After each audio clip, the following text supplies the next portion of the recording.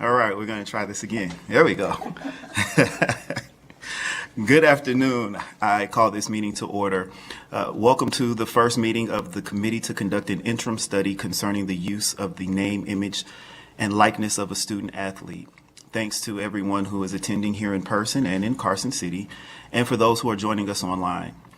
We appreciate your participation, and it is great to be back in person-ish, if you will, right? Our committee secretary is going to call the roll today. Ms. Aguayu, will you please call the roll? Ms. Garza? Mr. Lee? Here. Ms. Navarez-Goodson? Present. Ms. Norris? Present. Vice Chair Lang? Here. Mr. Irvine? Here. Mr. Nepomuceno?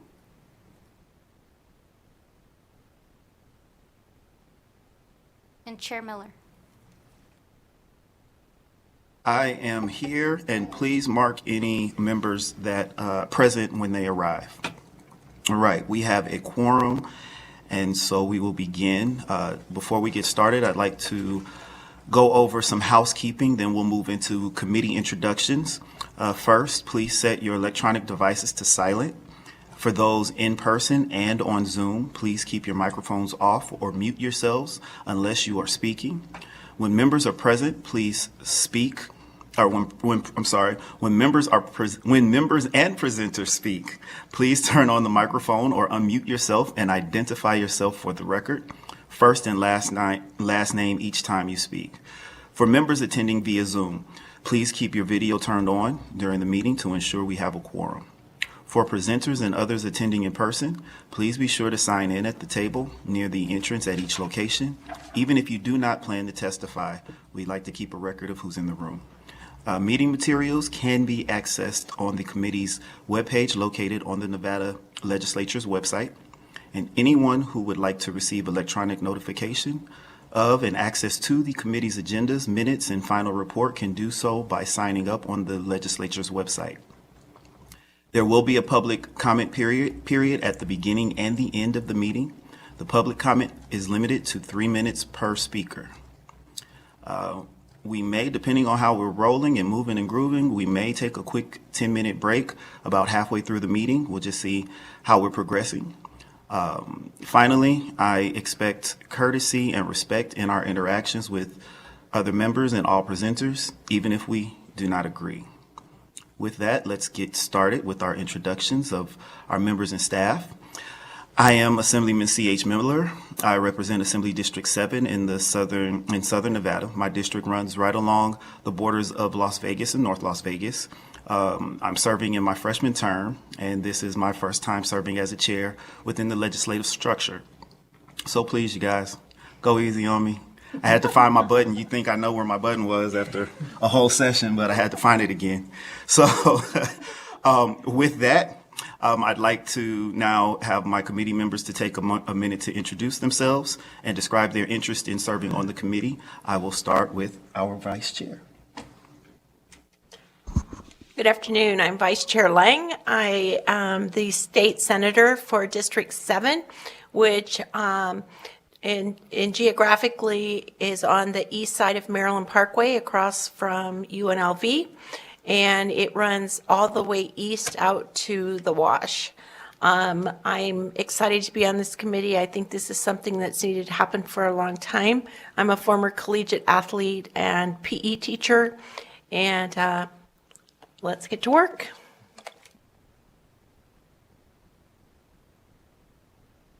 Next, we'll have Yvonne Nevarez-Goodson on Zoom. Yes, actually, I'm here in Carson City. Thank you, Mr. Chair and Vice Chair Lang. My name is Yvonne Navarez-Goodson. I presently serve as the Deputy General Counsel for the Nevada System of Higher Education. In my capacity here today, I'm serving as the Chancellor's designee on this committee, and I really look forward to the work of course, both on the legal side given my legal experience, but also I am a former college athlete as well. So this was particularly interesting to me, and I look forward to the work of the committee. Thank you, Mr. Chair. Thank you. Next, we'll have Linda Garza. Was she able to connect? Not yet? Well, we'll come back. Let's go to Devontae Lee in Carson City. How's it going? Appreciate you guys for having me here today.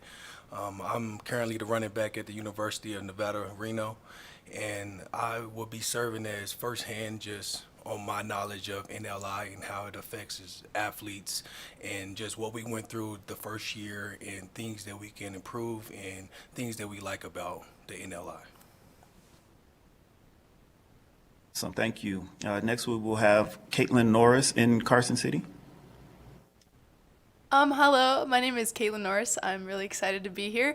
I'm in my freshman year at Truckee Meadows Community College. I play on the women's soccer team there, and I'm excited to be on this committee because especially in the junior college level of collegiate athletics, things like this aren't necessarily thought about that much because it is definitely a lower level when compared to other NCAA athletics. So I'm excited to see what we could do about all of this.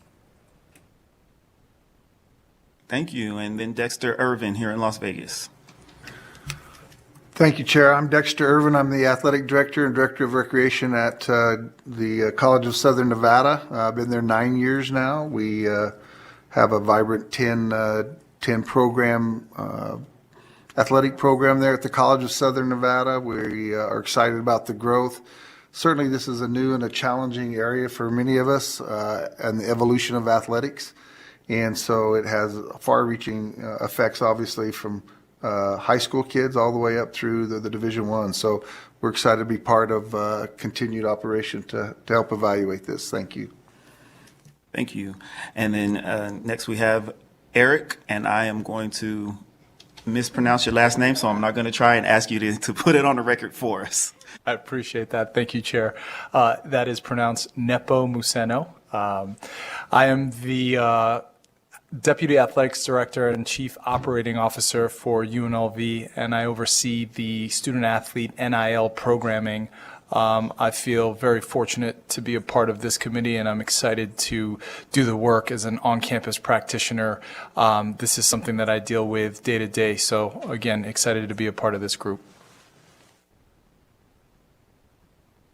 Awesome. Thank you. I want to thank all of our members for participating. I'm especially excited about our student athletes being able to be a part of this committee and give their voice as we move forward. Next, I would like to introduce our Legislative Council Bureau staff who will be assisting us throughout this study. Our staff includes Jen Sturm, Jennifer Rudy, and Alex Drozdoff. Who will all be serving as our committee policy analysts. They will be helping us with background information on and research into the issues that come before the committee. With this in mind, any research requests you have must go through the chair. Asher Killian, I hear congratulations are necessary for a promotion. I'm not exactly sure what the exact promotion is, but I know that there was a promotion. I just got word in my ear. But he will be serving as our committee legal counsel, so it's good to know that we've got him. Our committee research policy assistant is Maria Aguayo. She will prepare the meeting minutes and will assist us all with a variety of other tasks as they come up. J. Marie Mengoba with the Financial Analyst Division of the LCB will assist us with any fiscal matters. And finally, I want to recognize our IT, broadcast, and production services staff who are critical to making our meetings go smoothly. We are one of the first committees to meet again in person after 2 years. So I want to give an extra shout out to our staff who have been working hard to ensure everything goes smoothly today.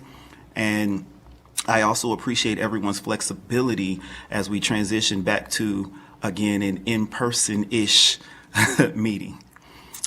So with that, let's go ahead and move on to agenda item number 2, which is our public comment.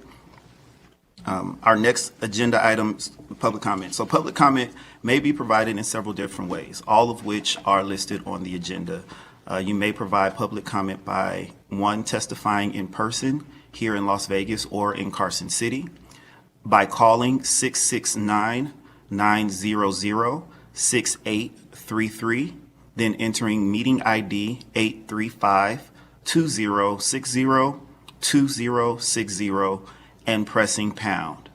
You can also email comments to studentathlete@lcb.state.nv.us by mailing written comments to Research Division, 401 South Carson Street, Carson City, Nevada, 89701, or by faxing your comments to 775-684-6400. As mentioned before, public comment will be limited to 3 minutes per speaker. And additional opportunity to make public comment will be available at the end of the meeting as well. LCB's broadcast and production services staff will interact with those making remote public comment, and providing testimony to facilitate participation in the meeting. To give anyone calling in time to get in the queue, we will first begin with any public comment that is here in Las Vegas or in Carson City. We'll start in Las Vegas. Please approach the table if you would like to make or provide public comment at this time. Do we have anyone here in Las Vegas wishing to make public comment? All right. Anyone wishing to make public comment in Carson City? Nothing.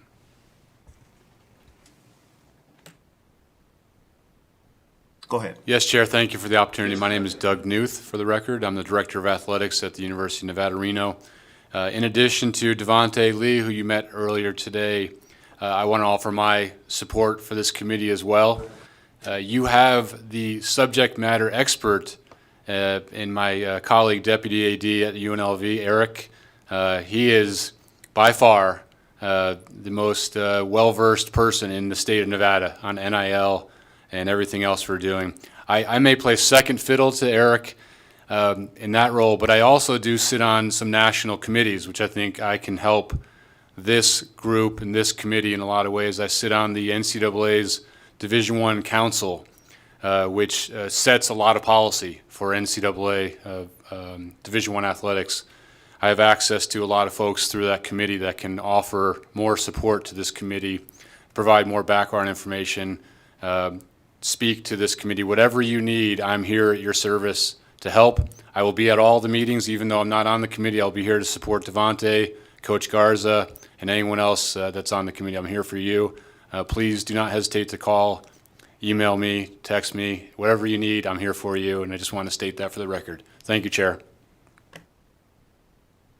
Thank you, and we appreciate your willingness to be engaged and participate throughout the entire process. Do we have anyone else in Carson City?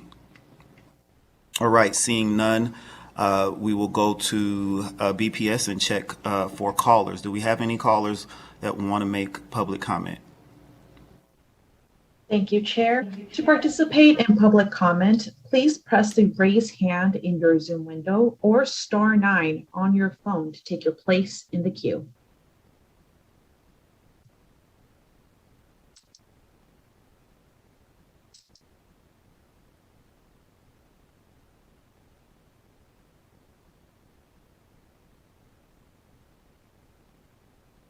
Caller, you're unmuted. Please go ahead. Hi, hello. My name is Rob Sine. Thank you for giving me the opportunity. I am the co-founder and partner of Nevada-based NIL marketing agency Blueprint Sports. My partner Cisco and Aguilar and I formed the company about 2 years ago in anticipation of name, image, and likeness. And with my 20 plus years of working in the sports industry experience and professional sports leagues, I worked for the Pac-12 conference for multiple years. I worked for IMG and Learfield. We bring a good level of perspective to working both with the student athlete, donors, fans, alumni, and working on the revenue models to make sure we're compliant with the schools and the programs that are put in place. Andre Agassi is our co-founder and principal investor in it, and Andre shares the belief that we have in really building a compliant marketplace for student athletes of all sports to be able to monetize their name, image, and likeness. Our company, Blueprint Sports, has two models. First is a marketplace that allows student athletes of any sport and any popularity ranking to be able to market opportunities to engage with them, such as opportunities to do youth sports coaching, public appearances, the chance to interact with donors and alumni as well too, from a social standpoint, commercial opportunity. But it gives them the ability to build out the opportunities they feel most comfortable with.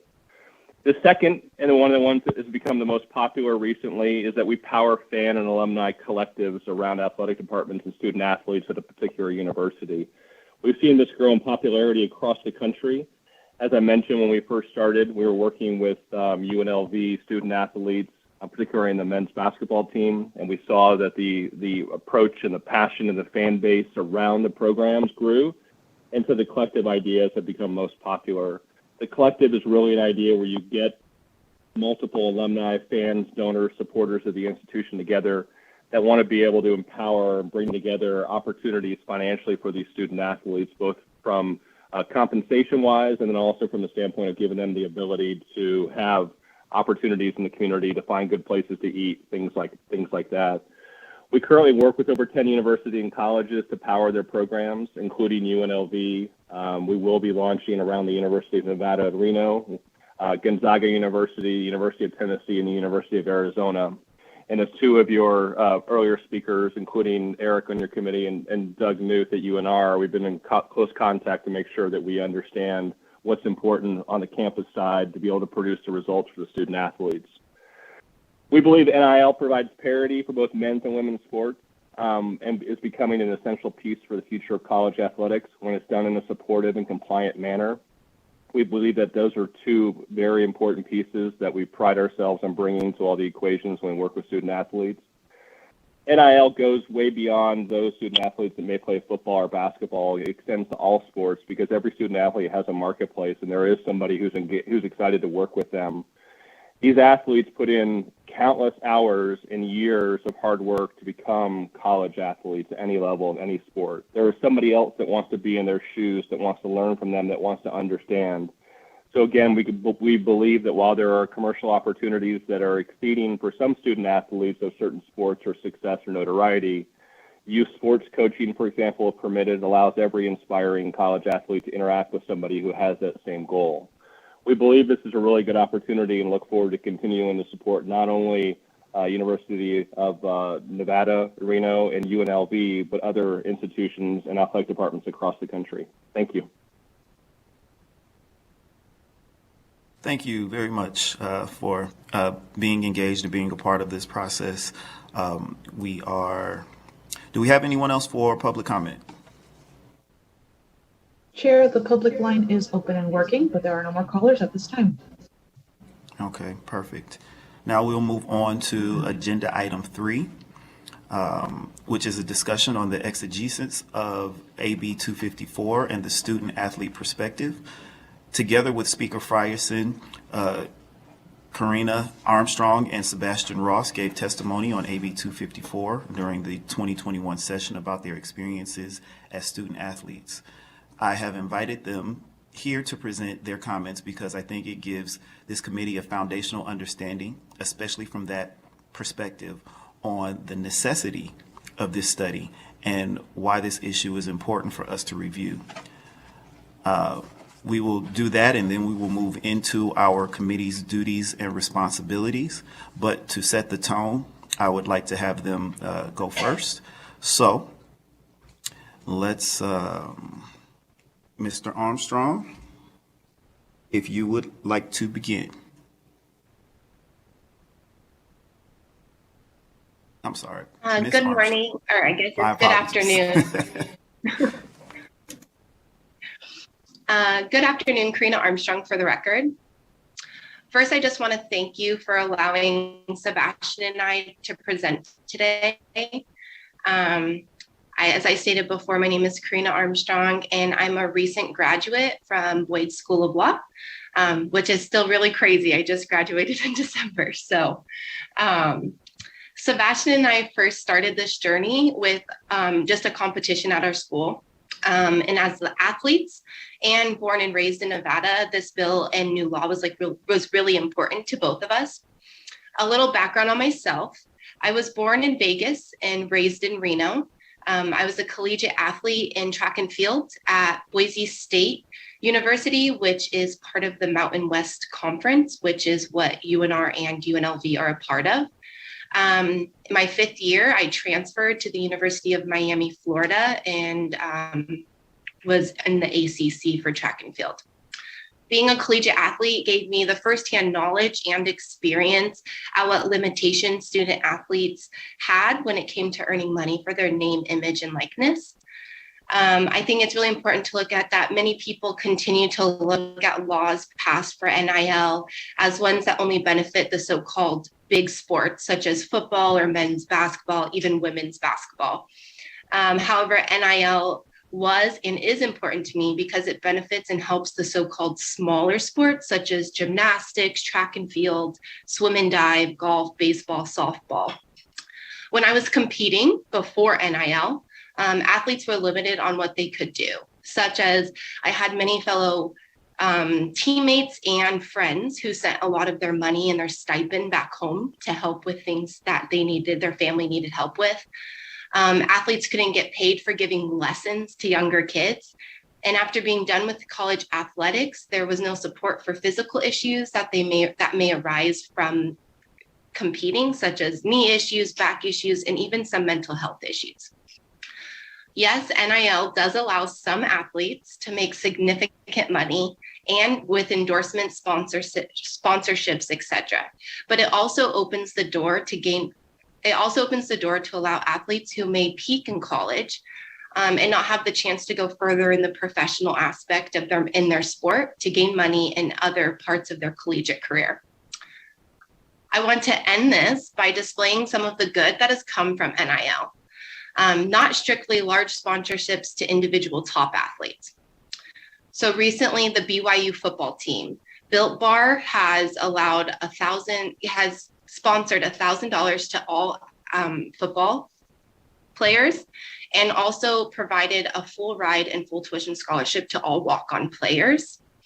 Olivia Doon at LSU Gymnastics, she has a large NIL contract with an activewear company. An IU cheerleader has a t-shirt deal after getting a basketball down in March Madness. The video kind of went viral. Masai Russell, which is a Kentucky track and field athlete, has a lot of sponsored social media posts. And I also want to shine light on some of the good that has come from NIL. Dylan Gibbons at Florida State. He's a football player. He used his sponsorship and endorsement to give back to a GoFundMe page to help with a person with severe medical needs. He also created a nonprofit called Big Man, Big Heart to help other athletes use their NIL for social good. Lexi Sun, the University of Nebraska volleyball player, has a deal with volleyball apparel company, and proceeds going to a nonprofit sports psychology organization. Blake Corum, the University of Michigan running back, he used his NIL earnings to donate over 100 Thanksgiving dinners to his local area where he was born. And Kenny Pickett, the Pittsburgh QB, used his NIL earnings to sell t-shirts and give proceeds to a Boys and Girls Club.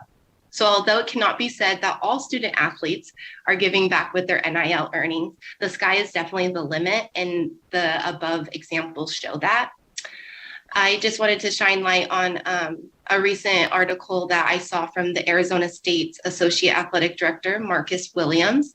He stated that of the 26 sports at ASU, 19 have seen at least one athlete with an NIL deal. And the university student athletes have nearly 150 deals, and most of them are for marketing products through social media. I just want to thank you again for allowing me to present today and be part of this important conversation for collegiate athletes in Nevada. And I'm open to any questions if you have any.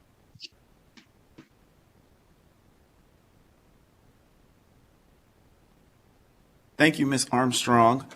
We really appreciate your engagement. We appreciate you still doing the work even after you've graduated. And thank you for bringing those examples to light for this particular meeting. Thank you for your time today. Now, Mr. Ross, we're going to move on to Mr. Ross. I understand that you actually have class, and so my apologies. Do you have time to stick around, or do you want to come back and speak? We good? Okay. Tell me who I need to call. I appreciate it. For the record, my name is Sebastian Ross. Good afternoon, Chair and members of the committee. First, I want to acknowledge the leadership of Caitlin Norris and Devontae Lee in their participation as student athletes within this committee. They and other college athletes are the reason Karina and I worked with Assembly Speaker Jason Frierson in bringing forth AB 254 during the 81st session. Karina and I's mission was to expand equity for a demographic of Nevadans participating in a larger system that's perpetuated inequity for generations. As someone who participated in college athletics, I witnessed accounts of teammates struggling financially. NIL opportunities have the potential to serve as financial literacy lessons for young adults, exposing them to business practices, a concept that's long been denied by the NCAA. From a fiscal perspective, the inequities exercised within college athletics have adversely impacted Black college athletes at a conspicuously disproportionate rate. Although we want all students to have an opportunity to benefit from an endorsement model functioning like a free market system, I think it's important to consider particular issues concerning Black athletes as well as female athletes. According to numbers released from Open Doors this past January, the top 3 grossing NIL sports are football at 47%, women's basketball at 27%, and men's basketball right underneath 16%. A Texas A&M women's basketball player by the name of Jordan Nixon wrote an op-ed in her school newspaper. In her article, she stresses that gender and race seem to be detriments to success in the NIL world. Now, given that a substantial portion of revenue deals for women comes from social media marketing, continuing to gain a comprehensive understanding of various social media platforms can be a proponent to marketing athletes efficiently. The historical lack of inequity suggests that schools need to continuously apply ingenuity when marketing women's athletics. I want to share a quote from a Washington Post article written by Candace Bucker, who states, quote, "Now that the free market has been unleashed, it would be great if companies recognize female athletes for their accomplishments, not just their physical assets." Schools can apply specific ingenuity when it comes to marketing women's athletics. Perhaps this happens by highlighting stories of women, as some avenues of marketing have focused solely on physical characteristics. In closing, I'd like to express my gratitude for allowing Karina and I to participate.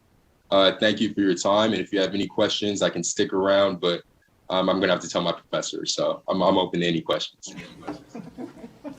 All right. Committee members, do we have any questions for Mr. Ross? Thank you for your time. Or can we let him get to his class?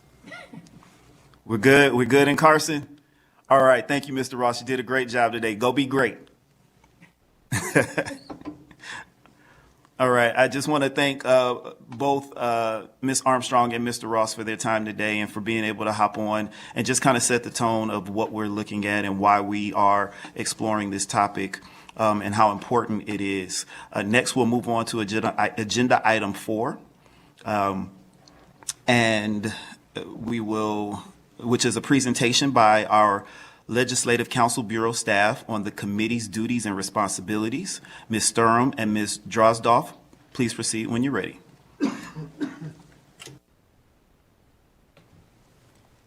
Thank you, Mr. Chair.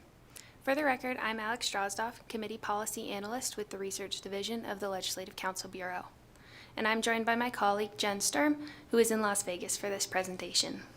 As nonpartisan staff, we do not advocate for or against any measure. I am going to provide a quick overview of the committee brief, which you have in front of you, as well as on Nellis as Exhibit 4. And then I'll turn things over to Ms. Sturm to say a little bit more about the staff, services, and support provided by the Legislative Council Bureau.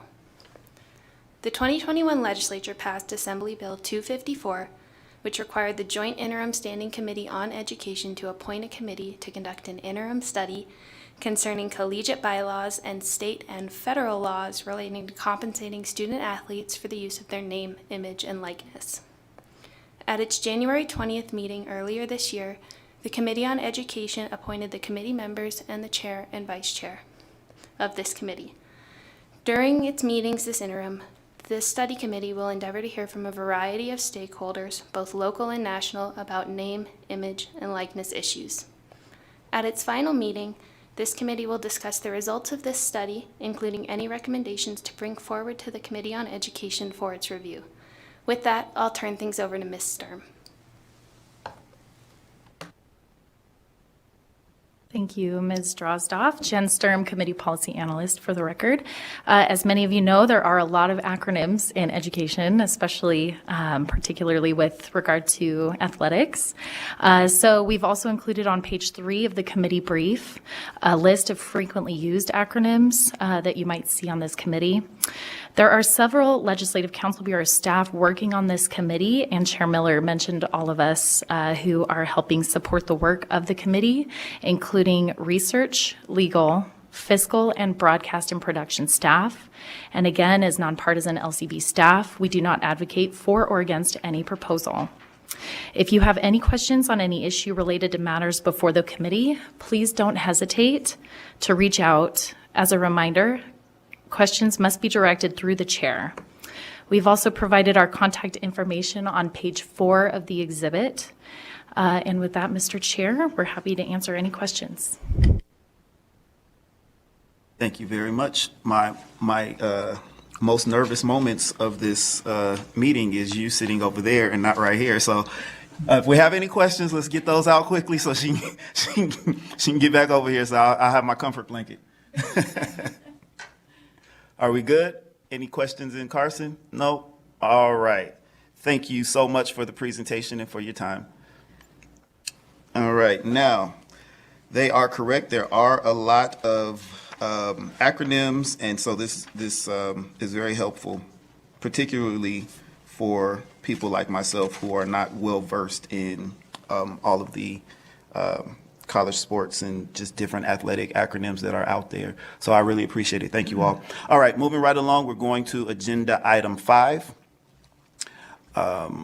We will now have Mr. Andrew Smalley of NCSL here to present on what we're seeing nationally with NIL issues. Mr. Smalley, thank you so much for being here in person, and you can go ahead and begin whenever you're ready.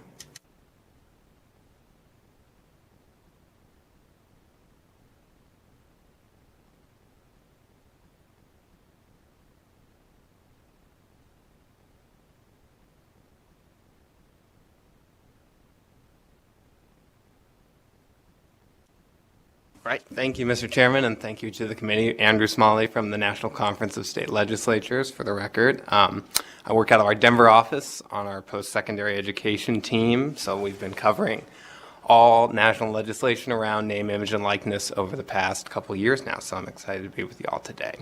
Just to give kind of a brief introduction to NCSL, we are the National Conference of State Legislatures, the membership organization for the nation's legislators and legislative staff.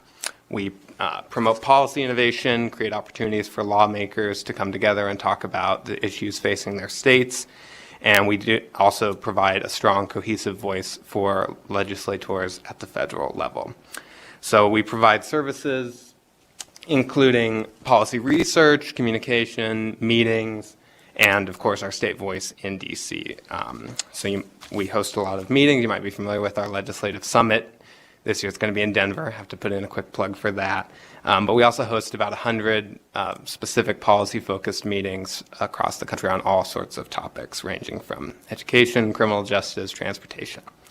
So moving into the student-athlete compensation conversation, what we've heard from our members over the past several years is really just a growing interest in the concerns about the amount of money and revenues that are in collegiate athletics. Over the past 2 decades, the large increases in college athletic revenue have definitely raised concerns from members across the country and states and prompted the conversations about whether or not athletes should be compensated or receive some of that compensation from those revenues. Important notes here are that the biggest drivers in the athletics, in the college athletics revenue increases are predominantly from men's football programs. Schools with major football programs are really driving the core increases in those revenues. From a state legislator perspective, there's been a lot of concern about how these revenues are being spent, where these revenues are going, and what portions going to scholarships, what portions are going to facilities and stadiums, and what portions are going to coaches' salaries. And then there's also been precedent for allowing college athletes to earn compensation, of course, allowing them to earn compensation for competing in the Olympics or playing a professional sport while in school, or receiving gifts for tournaments and bowl games. But really, this was an issue that really emerged 2 years ago, or now almost 3 years ago, with California's Fair Pay to Play law, which was introduced and really debated in the summer of 2019. It was introduced by Senator Nancy Skinner and Senator Stephen Bradford.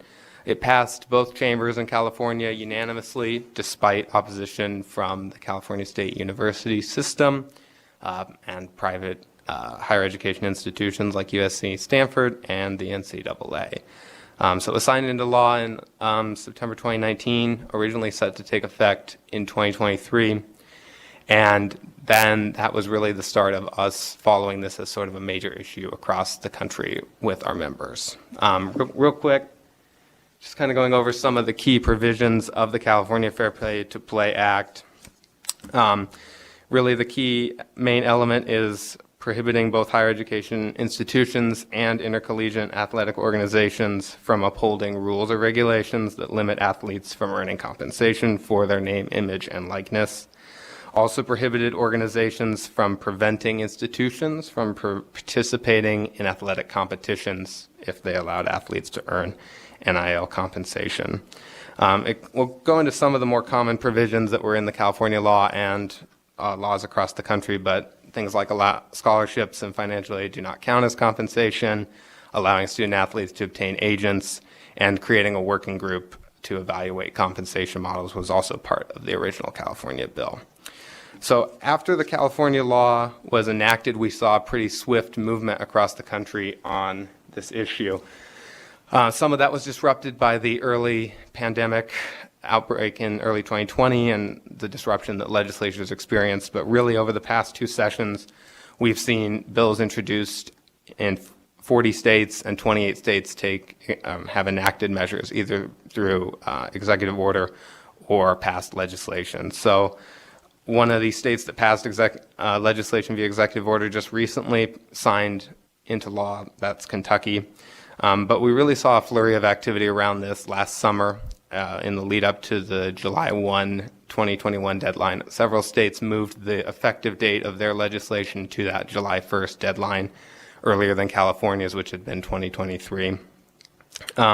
You also, from the map on the slide, you also notice that some states are colored for repealing their NIL laws, which is a trend that has emerged in the past few months, and we'll cover that a bit when we get into some of the provisions. But I want to start with what the most common elements are that we followed around the enacted bills around the country. So we really saw that there's about 7 main provisions that most all state legislation that's been enacted across the country contains. And some of them are in all state legislation, some are only in a few states, but there are definite trends that have emerged. The first is what we would just kind of call the enabling provision. That's allowing student athletes to earn compensation for their name, image, and likeness, explicitly prohibiting limits from organizations or the state from allowing them to earn that compensation. Pretty straightforward.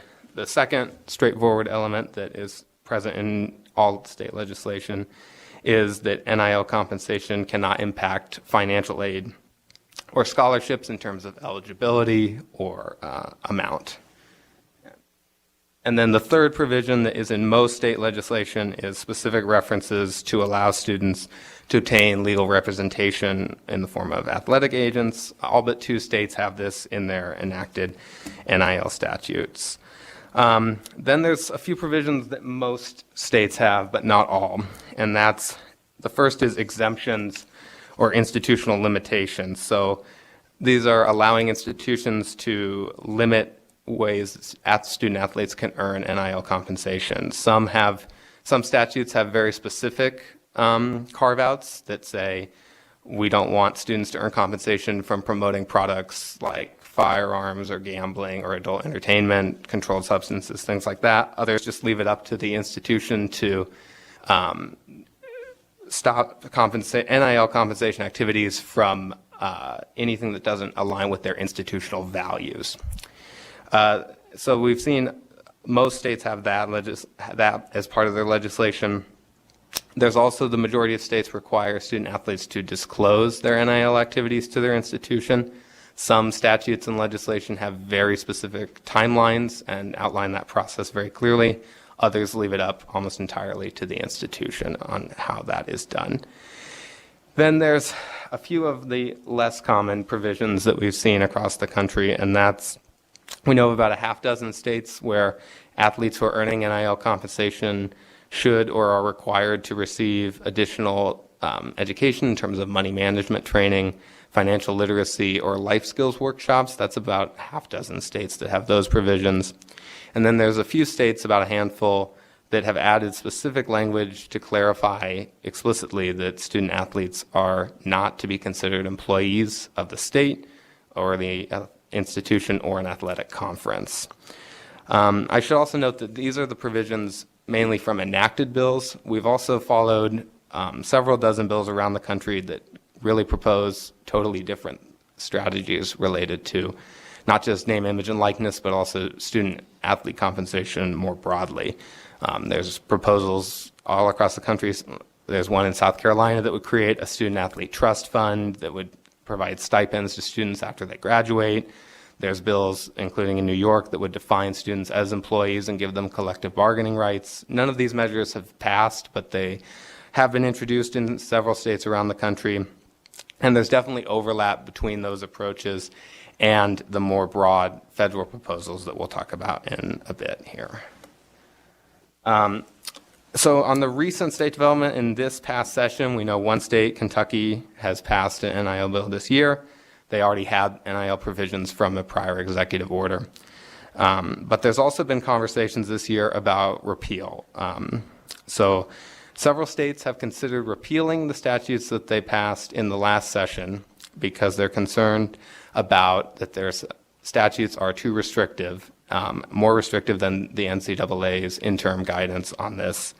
And they don't want to be at a recruiting disadvantage or to limit the athlete's ability to earn compensation. So Alabama was the first state to repeal their law.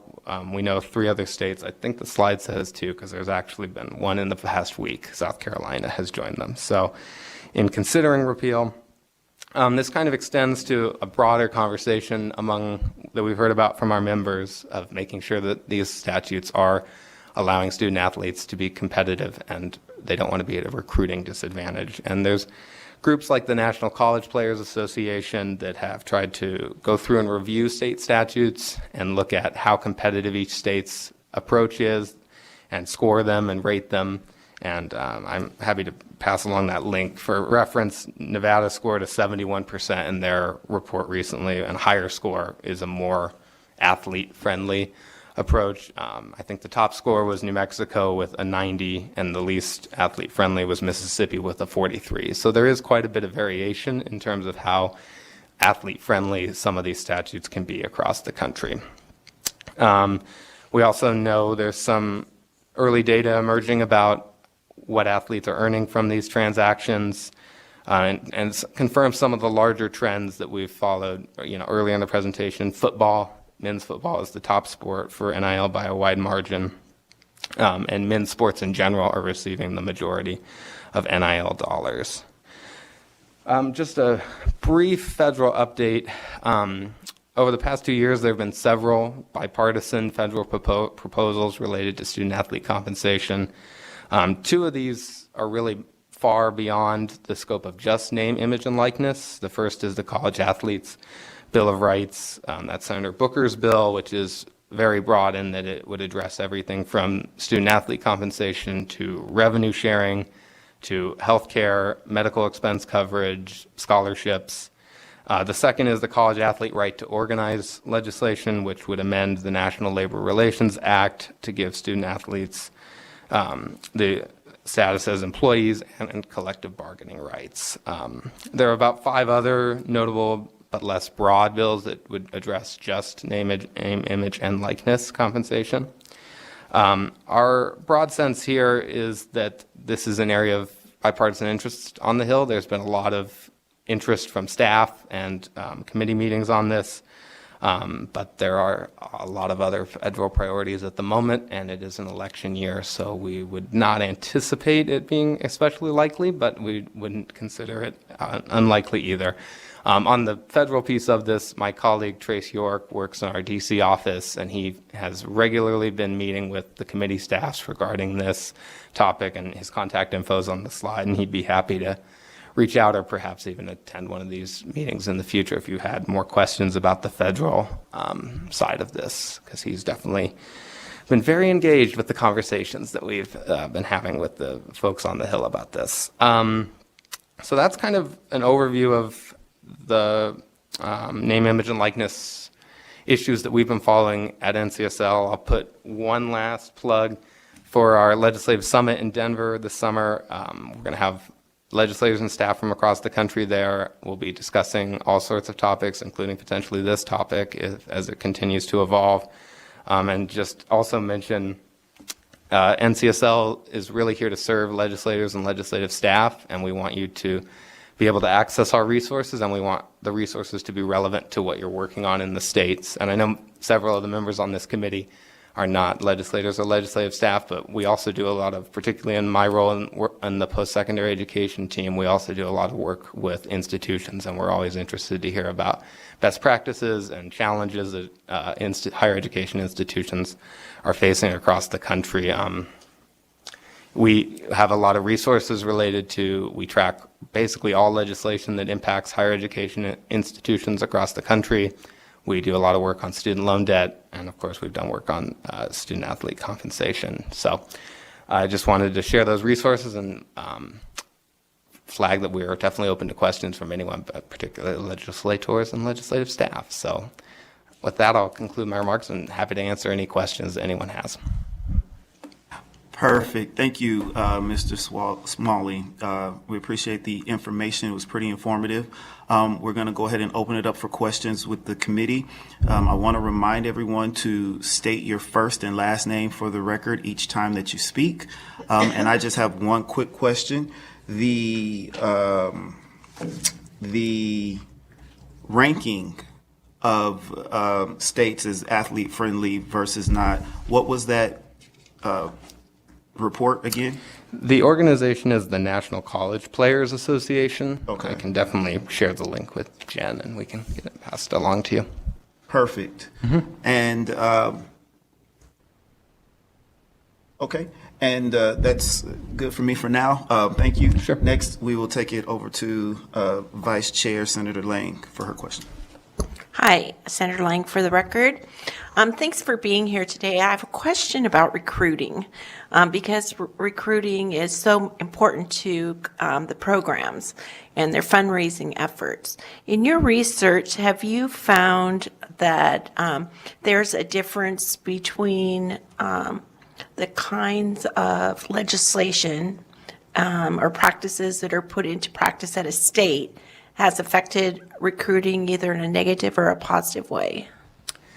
I don't think in our research we've seen any hard data on that, other than to tell you the discussions about repeal in Alabama and other states are really highly centered on this concern that they feel, the members there have felt that if they do not have the ability to offer name, image, and likeness compensation that is comparable to the states nearby and the schools that they are competing with in the recruiting field, that excuse me, that is really an urgent problem. It was repealed very quickly in their session this year, and I think that's generally a concern that they've expressed about feeling that if they don't have the ability to remain relevant, that puts their institutions at a disadvantage. So I don't know about any specific data around it. If that's something you'd like us to look into, we definitely can for you and see if there's any sort of hard data out there around that.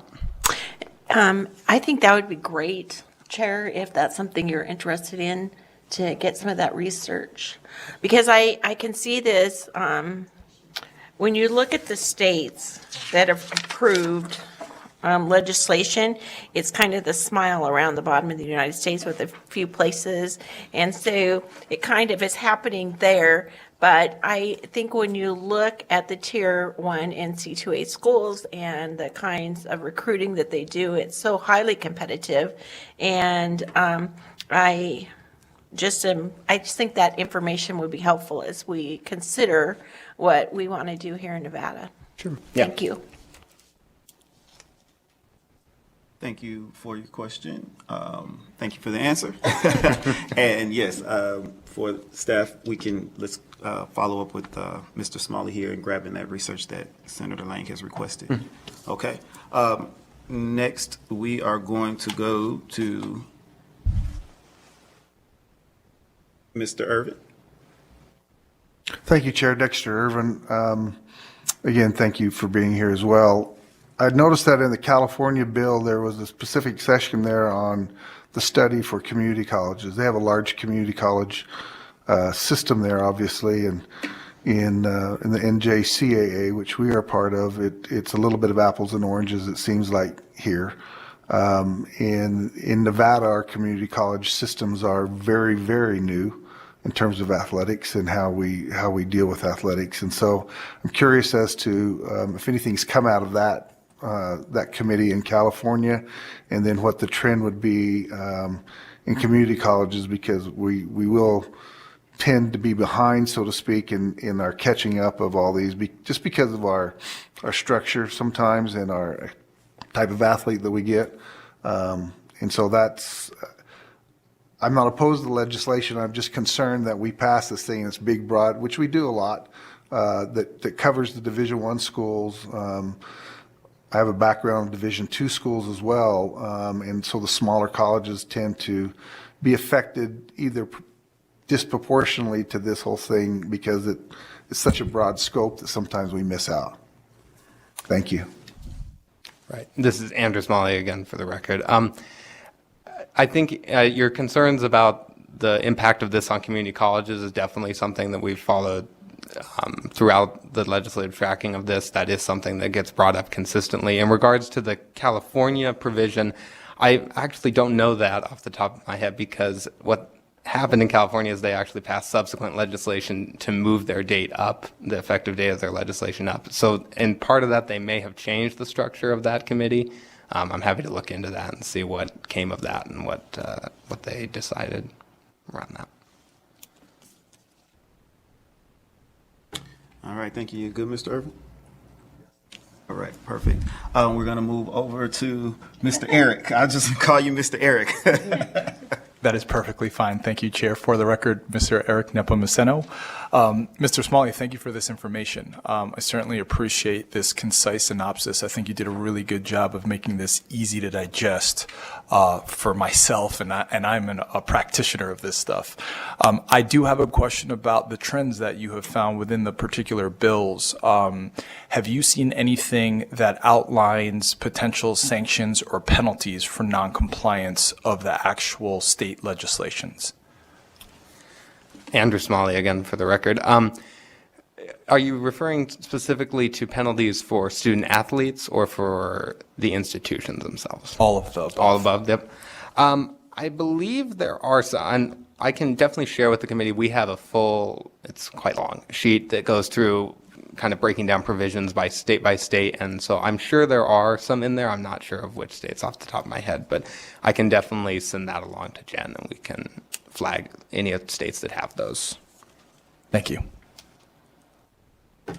Good deal. Thank you. Do we have any further questions?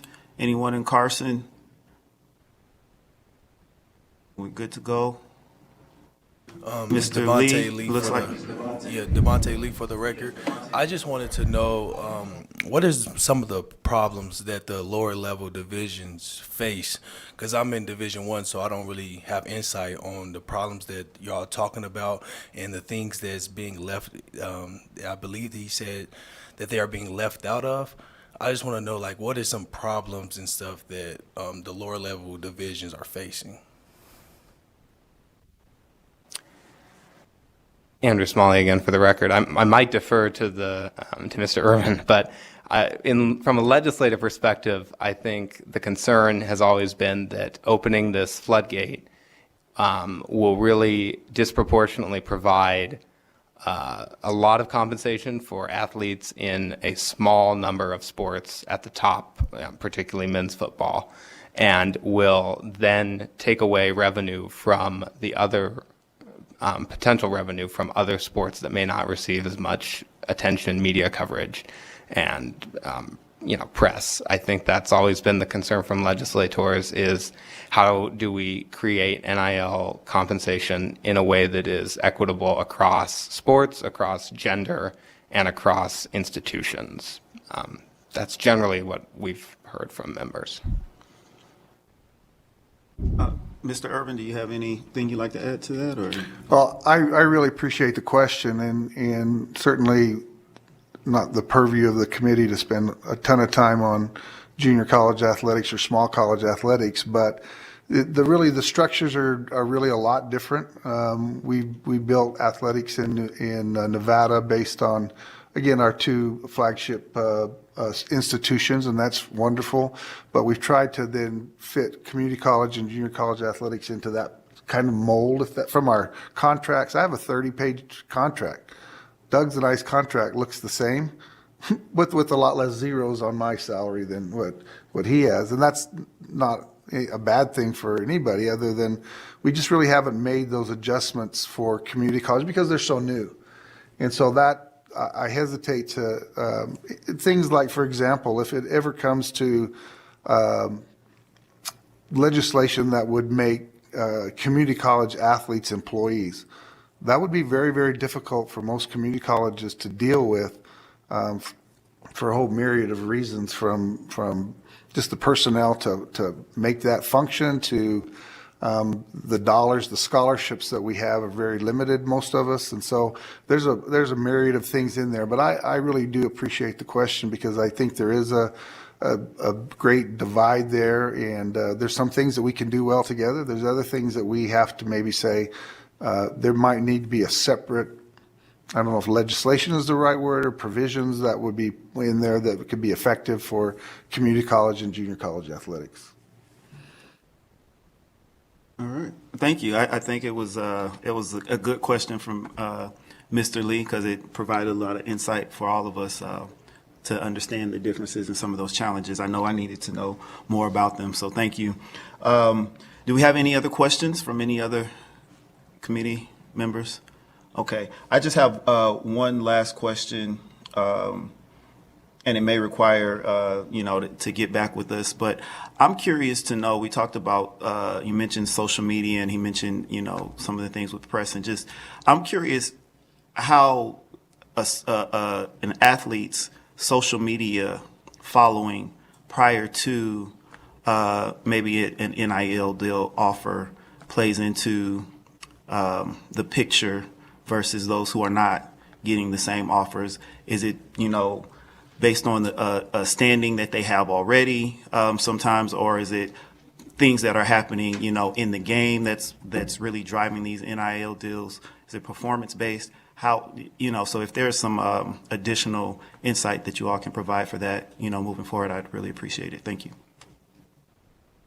Andrew Smalley again. Yes, we definitely can look into that. I know a lot of the data around this has sort of just started to really emerge and be published, but we can definitely look into that specific social media angle for you if you're interested. Yep. Thank you. And you good? We're good? Everybody good? All right. Thank you, Mr. Smalley. Moving on. Excuse me, Mr. Chair. Uh-oh. I think we have another Yes. question in Carson, please. Thank you. Oh, I missed one. Absolutely. Who's that? Devontae Lee again. I just wanted to give some insight on basically on your question. I feel like social media does have a great impact on it, especially because of the following. And most people who give you NIL deals, they want you to have a following to bring something to the table. And it is also about what you do on the court, on the field, on the soccer field, everywhere. It really just depends on how much fan base you have in my belief. And so I feel like that plays a great role in just getting deals, and everyone's not able to get a deal. Everyone's not able to, I would say, just take part of that, because most people that I've dealt with in the past with NLI deals, they always want either the star player or some want the whole group. So it really just depends on social media presence, like you said, and also what you do to perform on the field to get you that certain deal. Okay, thank you very much for adding that to the discussion. I think that brings some good, actually in the mix, insight into what's actually happening out there. So thank you, Mr. Lee. And thank you again, Mr. Smalley. We look forward to whatever additional research you can provide to us from that perspective. Thank you. All right, that brings us to agenda item 6, which is a discussion on recent NIL policies and related oversight and compliance.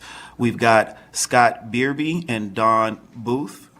Please forgive me if I mispronounce your names, and Dave Schnays of the NC2A, and Jeff White and Kiel Huber of the NJC2A presenting. Thank you all for being available to present. And I understand that our presenters are joining us from all around the country, so we very much appreciate you all being available to join us. We will start with the presentation from the NC2A, and we'll then hear the presentation from NJC2A. We'll take questions at the end of each presentation. Please go ahead when you're ready, and please just remember to state your name for the record. Thank you. Well, good afternoon, and thank you, everyone. For the record, my name is Dawn Booth. I'm the director of the NCAA's Office of Government Relations here in DC. Like many of the committee members and panelists, I am a former student athlete myself and a beneficiary of college sports. So I am especially appreciative of the invitation to speak with you all today, and also to see representation from our Nevada member schools on the committee. So thank you. I am joined by two of my colleagues from our headquarters in Indianapolis, Scott Beerby and Dave Schnazy. So before I share my screen and get started with the presentation, I'm going to invite Scott and Dave to turn on their cameras and introduce themselves before we get started.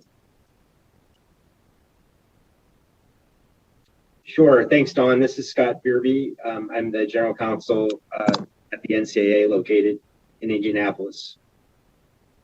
Thank you for the opportunity to be here today. Good afternoon. For the record, I'm Dave Schnazy. I'm the Vice President for Academic and Membership Affairs at the National Office. Chair Miller, Vice Chair Lang, committee members, thanks for having us. We look forward to visiting with you this afternoon. Well, thanks, Dave and Scott. I'm going to pause here for a moment to share my screen, and then we'll dive right in. One moment.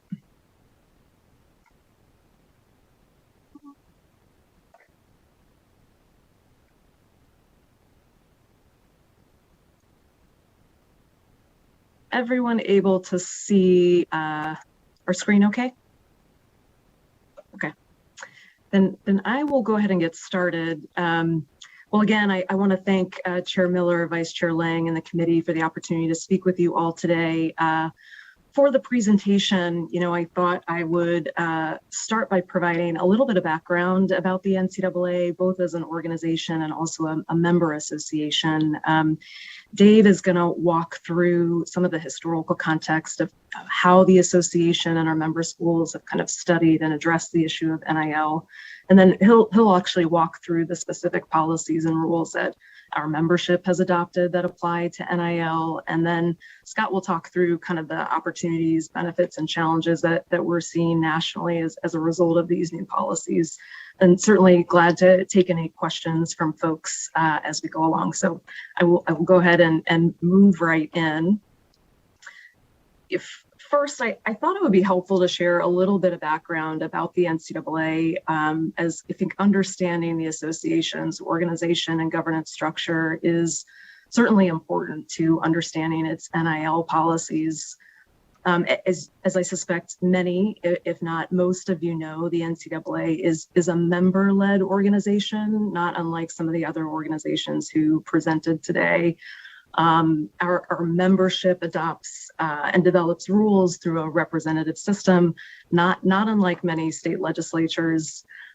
So unlike, I think, other sport organizations or professional leagues, our headquarters staff like Dave, Scott, or I, or even our president don't have the authority to make policies or rules.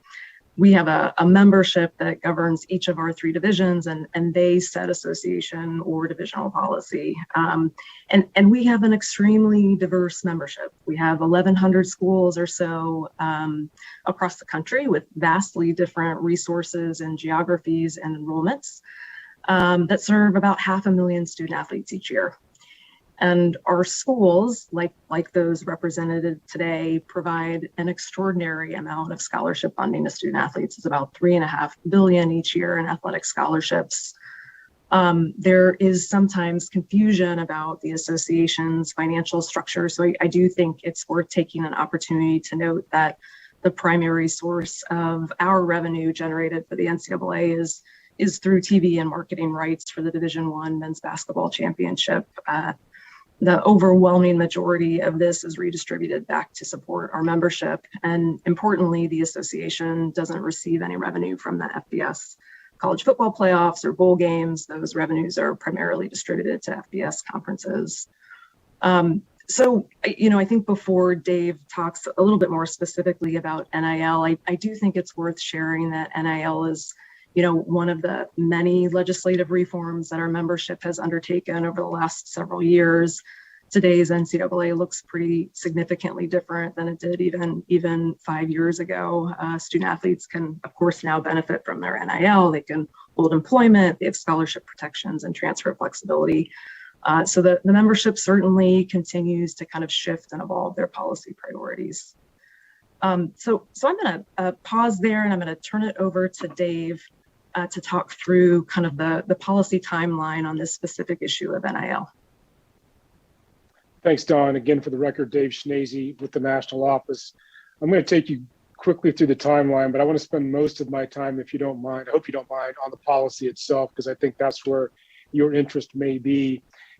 As you can see from the slide here, we started work on this in 2019 with the Board of Governors working group, and the Board of Governors is made up of all 3 divisions. So to a few questions earlier about size of institution, level of competition, et cetera, when we talk about NIL starting off with the Board of Governors, we're talking about this on an association-wide level. So Division I, Division II, and Division III. The Board of Governors, when it charged each division with coming up with its own NIL policy, they came back together and came up with the interim policy. But before we did that, at least in Division I, we established a working group in the winter of 2020, as you can see. And that working group was comprised of athletic directors, presidents, practitioners, student athletes, all the people who are really intricately involved with NIL. They were at the table making sure the policy recommendations made the most sense from a student athlete perspective and also protected college sports as best it could. Once the interim policy was adopted in July of 2021, that really kicked off all of the opportunities that we heard from the previous presenters. That's when student athletes could begin to take advantage of NIL. And it's important to note that July 2021 was an important date because a lot of the state laws went into effect then. So the goal of the NCAA interim policy was to make sure that all student athletes could benefit from the use of NIL, not just the student athletes in those states with the NIL legislation. If you can skip ahead, Don, to the next one, please.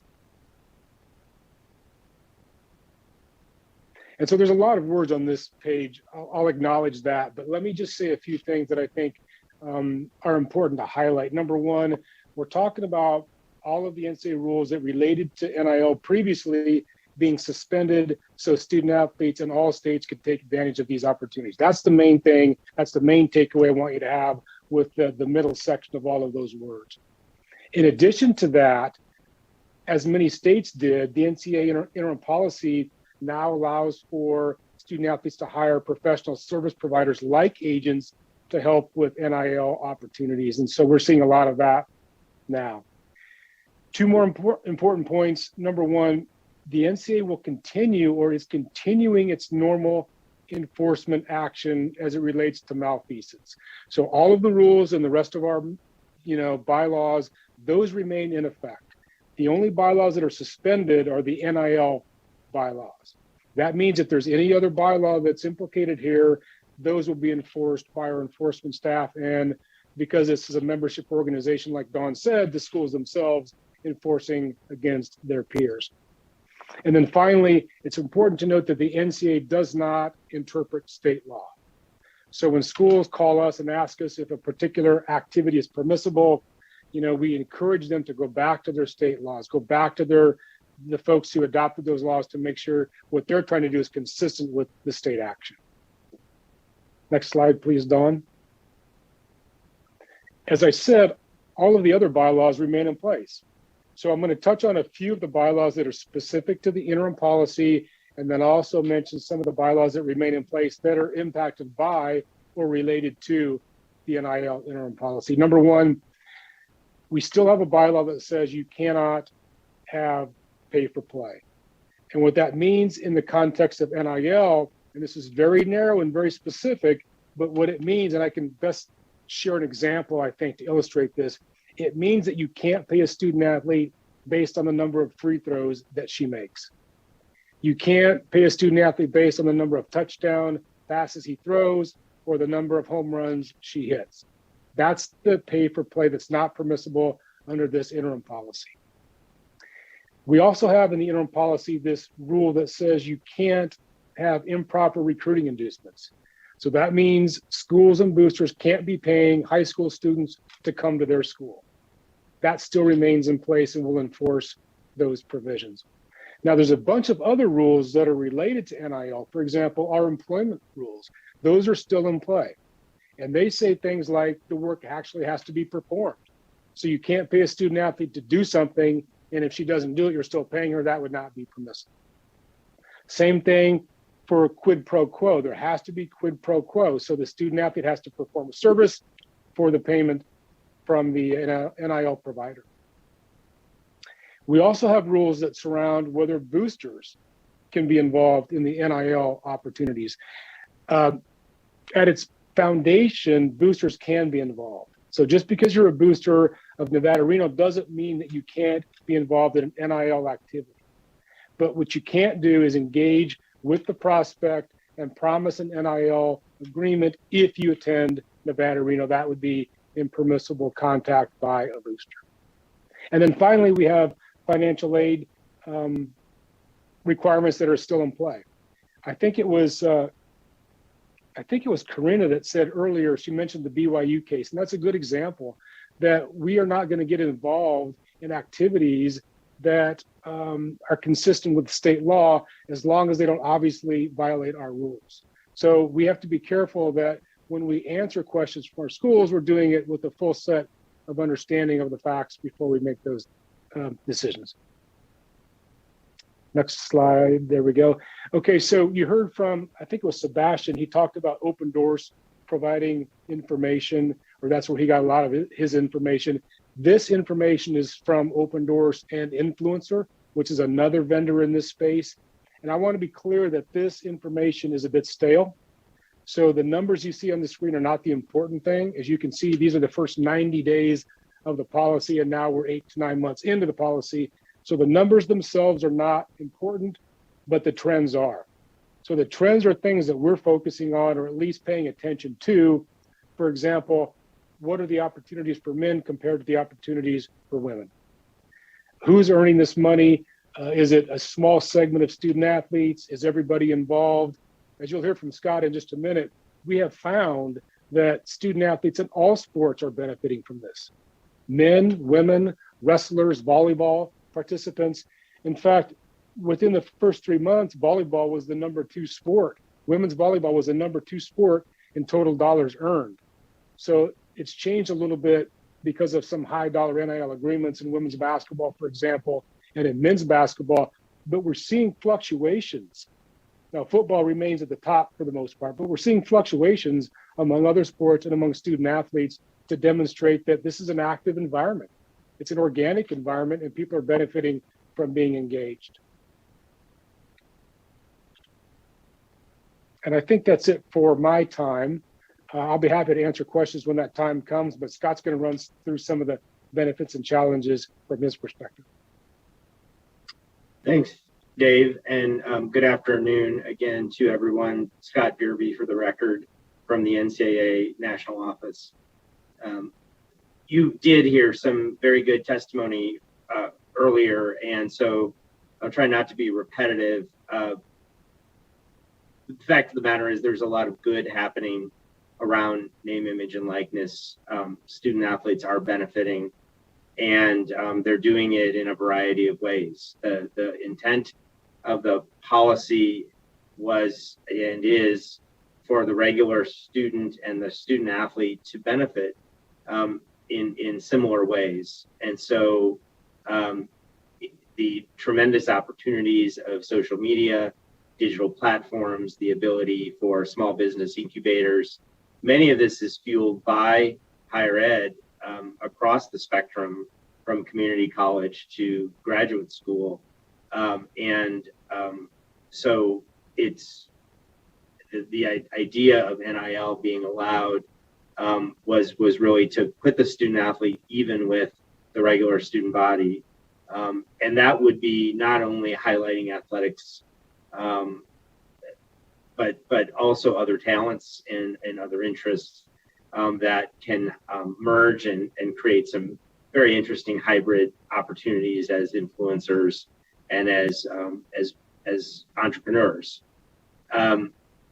It's an opportunity to, and the state statute covers the idea of education being very, very important for the student athlete and for the student generally, to learn financial skills and to have resources available to the students so that their businesses can flourish. And it is to harness not only those on campus, but those who might be in their social community, but very importantly for those financial skills and reliance on others where they don't have that skill themselves, so that good decisions are being made and that real benefits are occurring.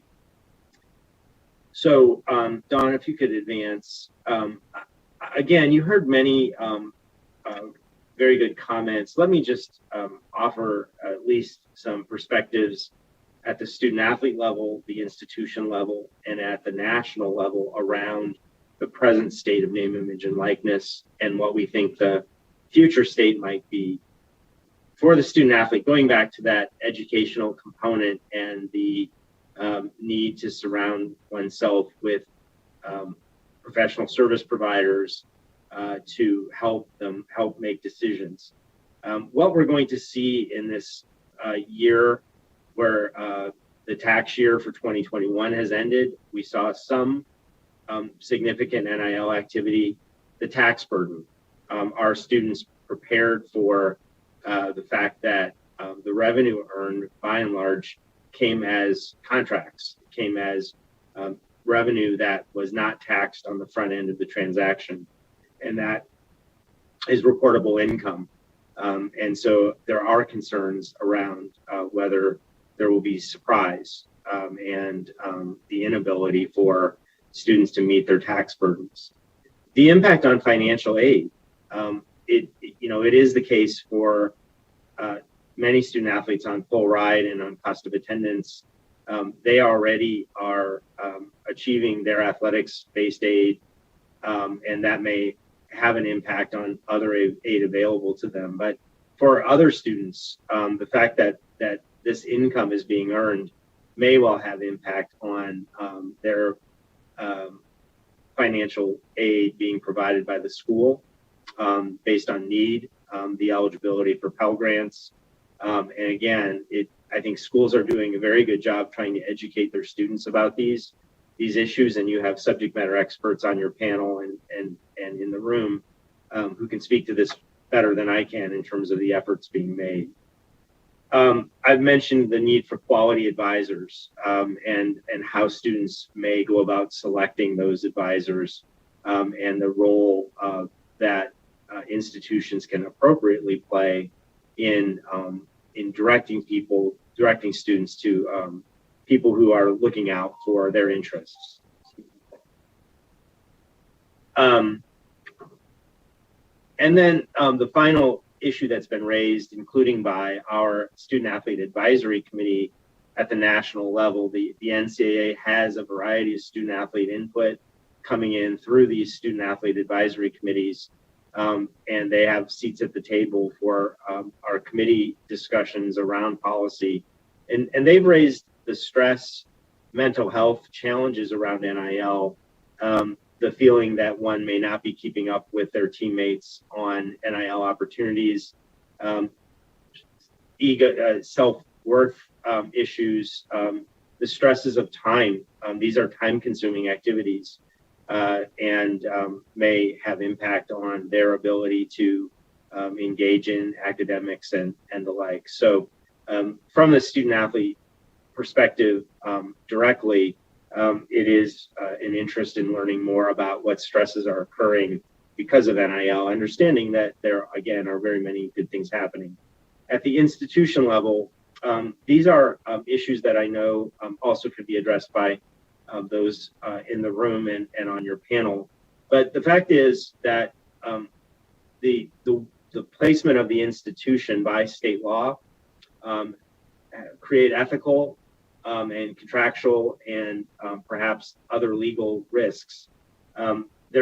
When we speak of disclosure around student-athlete transactions, it's managing who has that relevant information and how is that being protected. The ethics of providing advice to a student on a business matter. This isn't specific to name, image, and likeness. Campuses have to deal with that. But is a student relying on a coach or an athletics administrator to inform them on what they might do, what NIL activity they might engage in, who they might hire, and what is the appropriate amount of assistance being given there, understanding that there's reliance on what the institution says or what a coach may say that just need to be worked through from a legal counsel perspective and from a compliance perspective. Many campuses are engaging in third-party representation, making sure that those agency relationships are very clear about who's representing the student, who's representing the institution, and who's representing a third party that is interested in an NIL activity. There are going to be inevitable contract disputes, and that will be very important for students, again, to have appropriate representation, but also to make sure that campuses are tracking on those issues. There may be arguments that contracts were one-sided, that they were unfair, that they were onerous, and perhaps even unlawful. And so inevitably the contract disputes will arise. The use of marks is university trademarks and slogans and mascots. There's a quality control licensing issue that also needs to be vetted by campuses and visibility given to students about what those limitations are. And it has been mentioned, but I'll say one more time, the impact of gender equity and minority representation in NIL activities. To the extent a school gets involved in creating opportunities or in facilitating opportunities, are there gender Title IX consequences to that, as an example? Finally, again, it was spoken to, the lack of uniformity across the 50 states remains a concern at the national level. You've heard about repeal efforts, you've heard about amendments, you've heard about inconsistency, which creates great confusion. Again, our National SAC Student Athlete Advisory Committee members spoke to that confusion and expressed concern around the lack of uniformity. Even with an interim policy laid over, it still leaves an awful lot of variance. And many of the state statutes don't deal with the pre-enrollment recruiting space, of which there were questions earlier, and that also creates ambiguity, and where there's ambiguity, there perhaps is legal risk. I'm happy to answer questions along with my colleagues at this time. All right, thank you, you all so much for that very good and informative presentation. Do we have any questions from the committee members?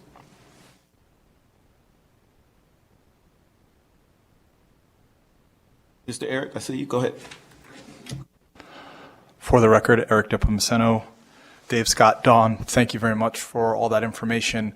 I'm curious, as a compliance officer at my university, with respect to the NCAA, do they currently have an active NIL committee that is going through what potentially could be a recommended model for us on-campus practitioners to have some sort of guidelines with respect to the execution and expectations of NIL on campus?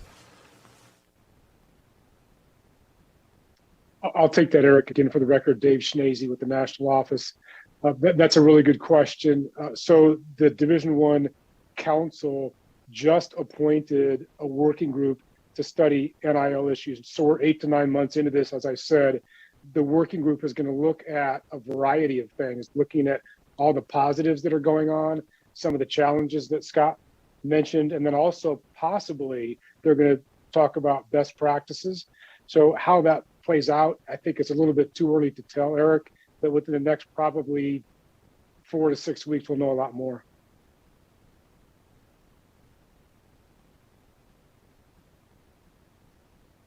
Thank you. Are you done? Is that good? I have a couple more follow-up questions. Thanks. Can we talk a little bit about NIL in respect to, I know that it's new right now, right? So everyone is focused, hyper-focused on what it can do also and how it can impact athletics.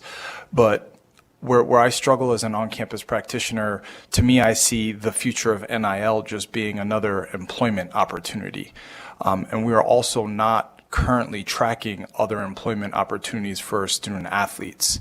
I don't disagree that we need to have some sort of intentionality as we go through this space because it is new and we have highlighted where there are going to be some pitfalls here. But do you see the future of NIL being another section to our bylaws or manuals, if you will, or do you see this as something that we're going to track and then either default to federal/state legislation and call that what it is, or is the NCAA going to come over the top and create some sort of model here for us to follow? Yeah, I can perhaps address this, Scott Biervie for the NCAA. So the environment for the NCAA to regulate at a national level has been limited, and that has been through court actions.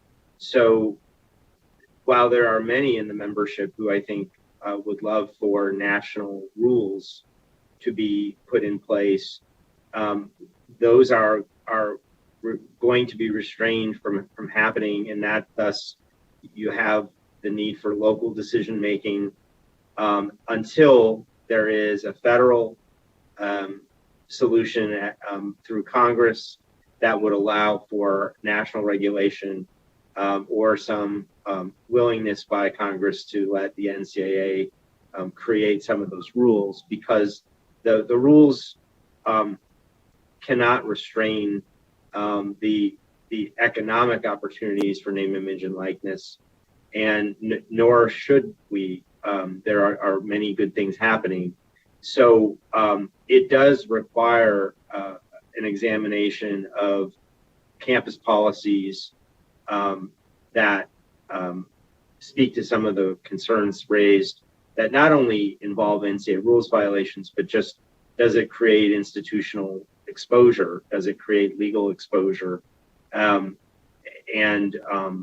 how a school feels about that. There's the issue of complying with state law and who's responsible for complying with state law.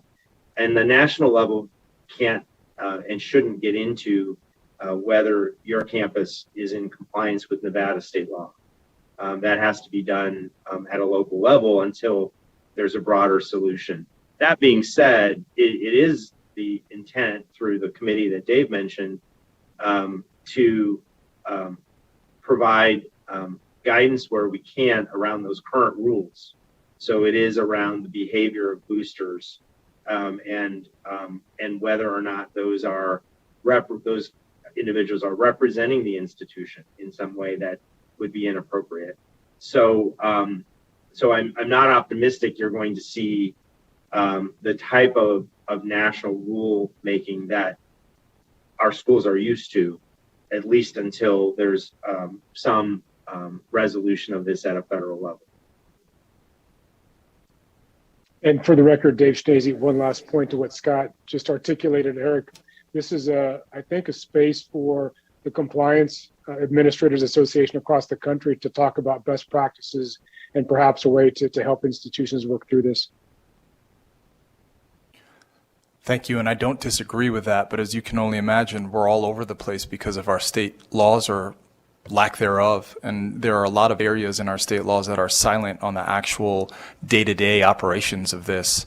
The last question I had, and Scott, you touched on this, the liability that is presented to the institutions based on their engagement with name, image, and likeness transactional deals. There are certain general counsels, I know the Big Ten is one of them, that have talked about just what you were mentioning, the tax implications, and then what liability falls on the institution should they identify this to the student athlete and then the student athlete doesn't follow through, or if they neglect to identify that responsibility to the student athlete. So, I mean, we're now having, as a compliance practitioner, debate with our legal counsel in terms of what we can and can't do, and that actually hasn't been the case up until now. They've always been very supportive and advocates of rule following, but now they're pulling out a liability card. And I don't know how much you have all heard on this, but that's a real issue for me on campus. No, absolutely. We're hearing that as well. There is. Excuse me, Mr. Beerby, can I just have you state your name for the record? Thank you. I'm sorry, Scott Beerby from the Ncaa National Office, for the record. Yes, so there is a National Association of College Lawyers.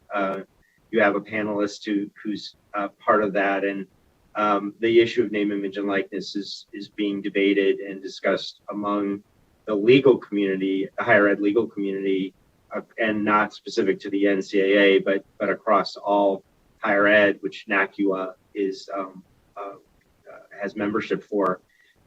I think a rule of thumb I share with those is how are your policies related to the regular student body?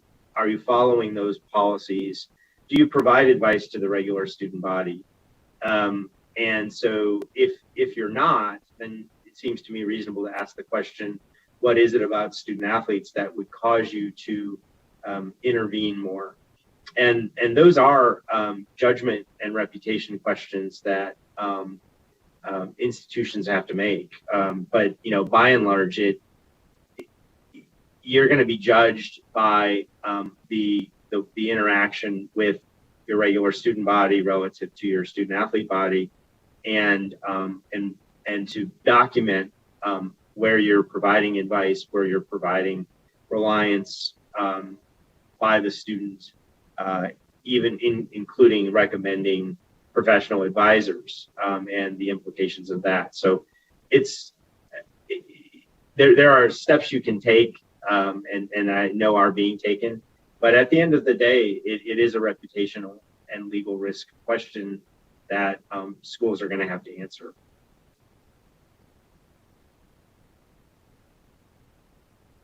All right, thank you.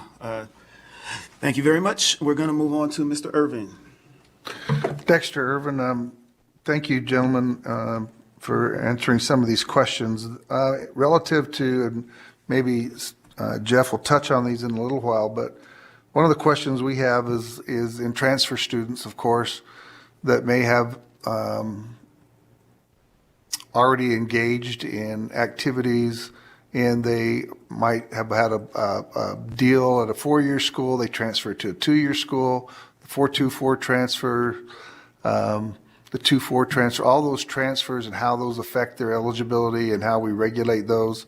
And the other question I have is, it is new, but do we know how much time student athletes are really spending on this at this point, during a day, a week? The rumors or some of the things that we hear are very concerning about how much time student athletes are spending outside the classroom, outside their practice time, which is controlled, right?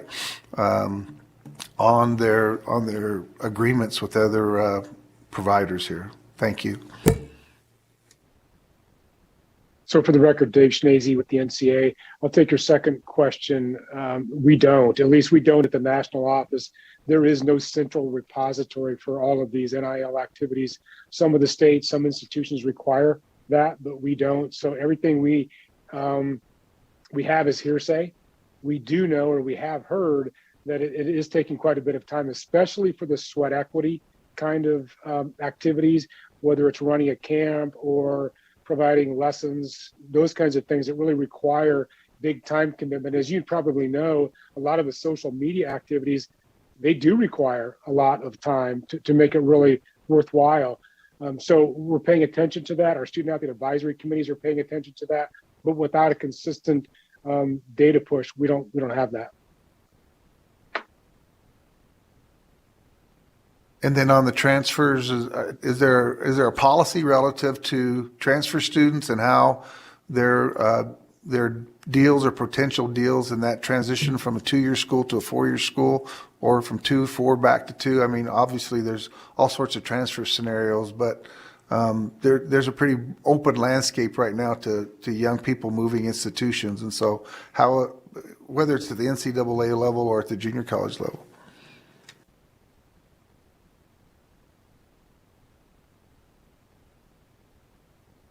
I can start. Scott Beerby for the Ncaa national office. The issue of transfer and inducement to transfer is one of the areas that the committee that Dave mentioned will take a look at. But the policy right now, again, would address things like improper inducement to have a student move to another campus. Improper meaning that it is entirely based on an NIL transaction. And it does raise some of those contractual dispute questions I mentioned, which is what happens to the NIL opportunities that the student had at the prior school or in the prior city or community. Does that mean that the student's in breach of that contract? Does the contract terminate? And what are the representations being made that are tied to attendance at a particular school or on a particular team versus an NIL that might be a digital social media type transaction? So I do think there are going to be contractual issues raised that a student may not be focusing on when they're considering transfer, particularly if it's primarily based on I can do better NIL at a different place than I can where I am now. And again, the role of the institution in that, does that mean that it's a guaranteed income of some sort that the student is counting on? And if the person seeking the NIL deal doesn't follow through, what are the liability implications of that? So very, very complicated around transfer right now. And I think the members are just trying to understand what that landscape really is. All right, thank you. We will now go to Carson City to Ms. Nevarez Goodson, and her questions will be followed by Ms. Norris, and then Mr. Lee. Ms. Nevarez Goodson, go ahead. Yes, thank you, Mr. Chair. For the record, Yvonne Navarez Goodson. I was curious, actually, some of the data in the report here indicates that individuals are required to report their NIL activities as required under state law. And our state law indicates that student athletes are required to report these activities to the institutions. Is there any institutional mandate up to the NCAA to report this data, or how is the NCAA tracking that data?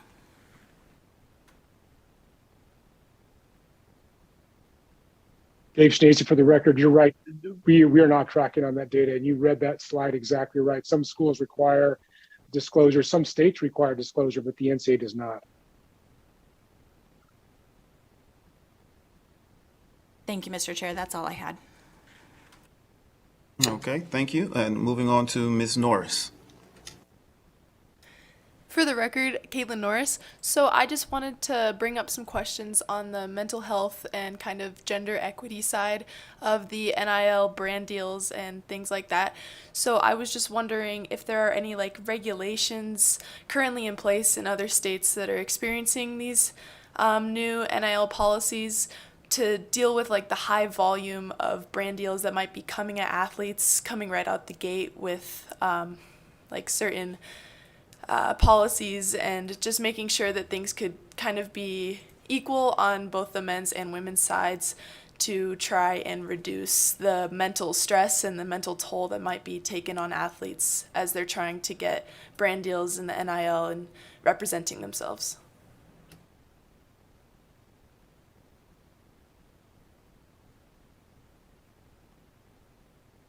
I can certainly take the first stab at that. This is Dawn Booth, for the record, from the NCAA. I'm not sure, and maybe your previous panelist, Andrew Smalley, might be well positioned to answer this too. I'm not sure we're seeing a lot of legislation or laws that address the gender equity side of it in NIL. So I'm not sure I could speak to that. I'm not sure, Scott or Dave, if you've got anything to add, but not that I have seen. No, I haven't seen that. And Scott Beerby from the NCAA.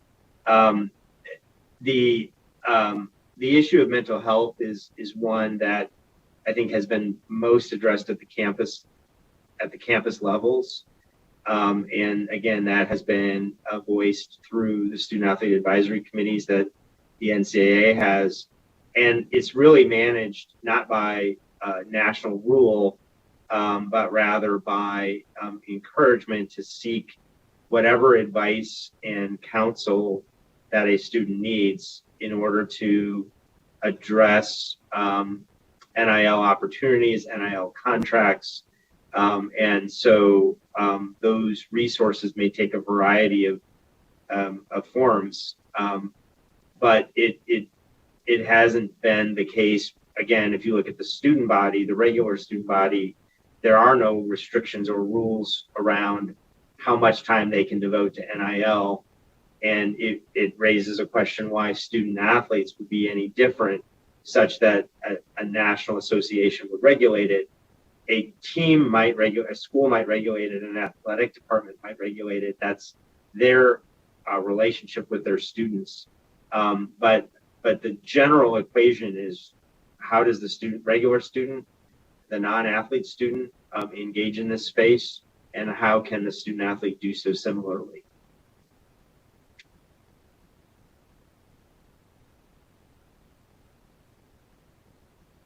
Okay, thank you. Any further questions?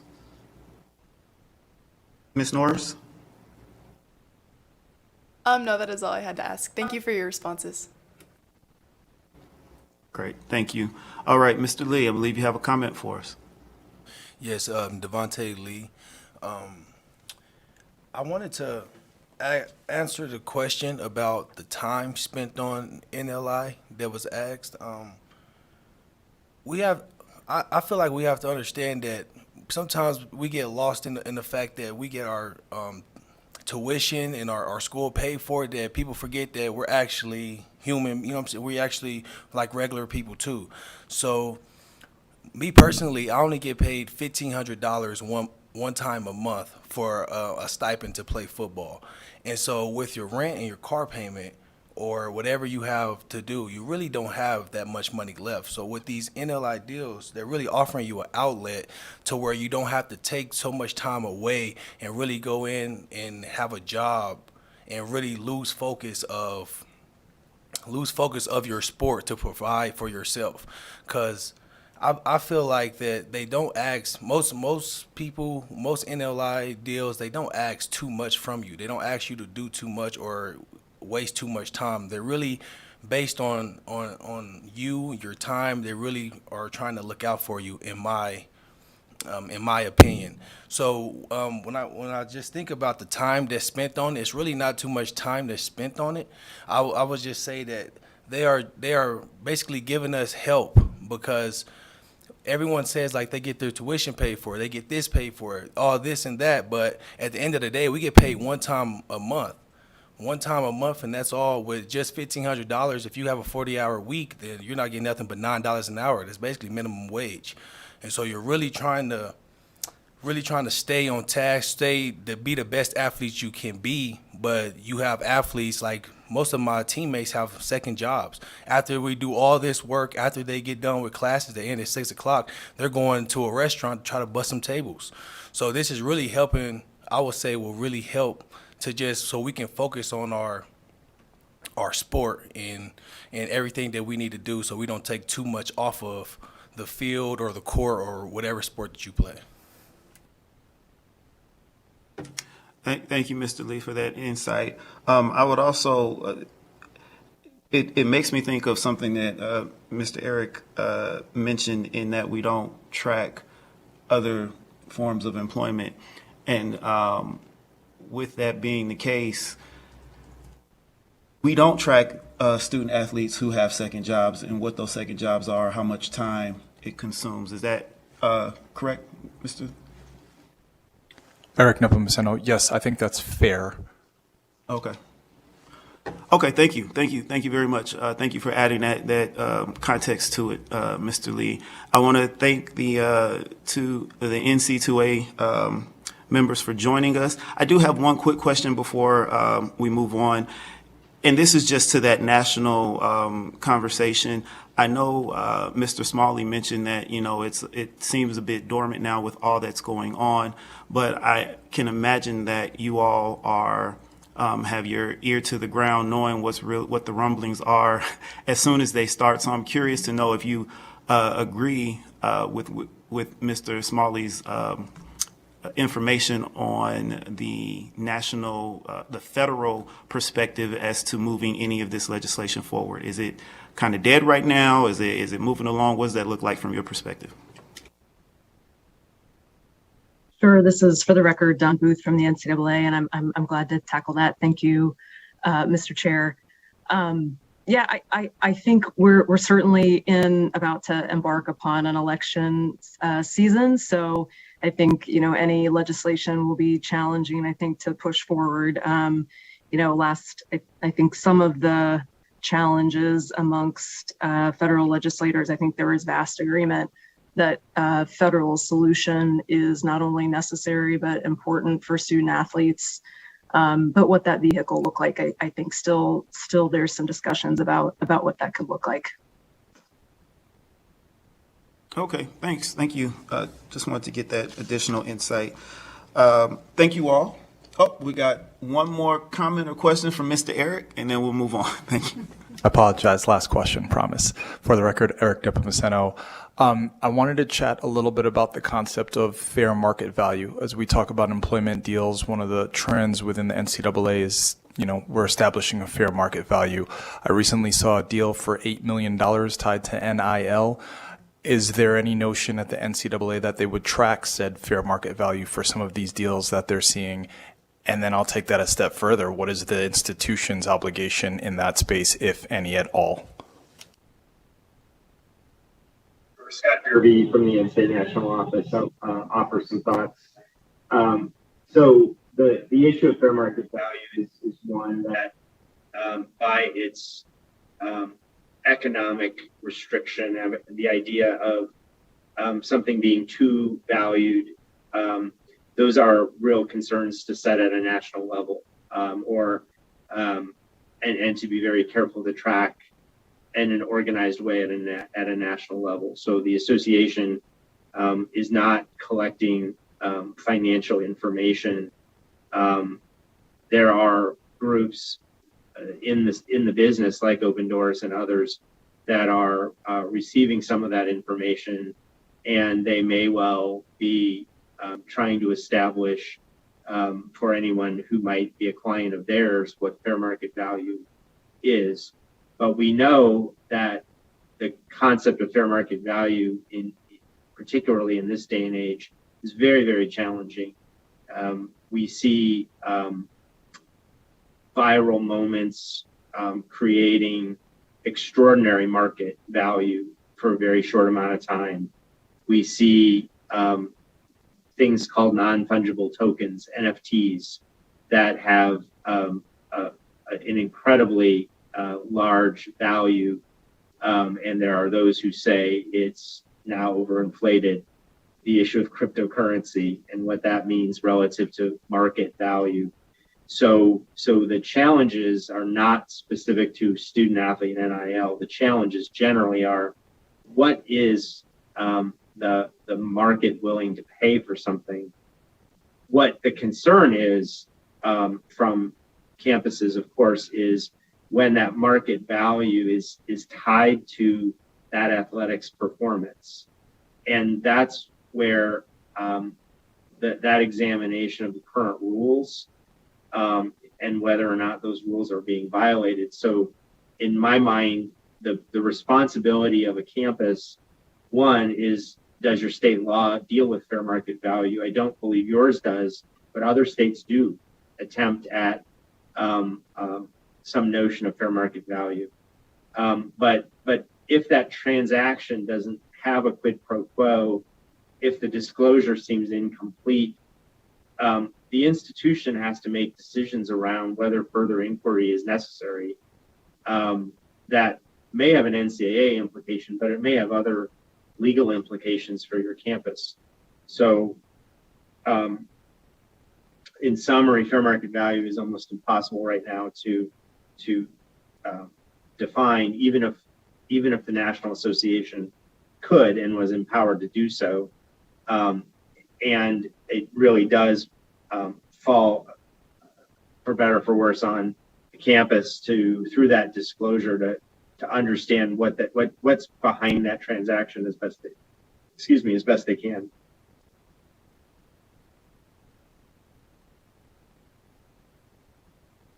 All right, thank you. Is that good? Perfect.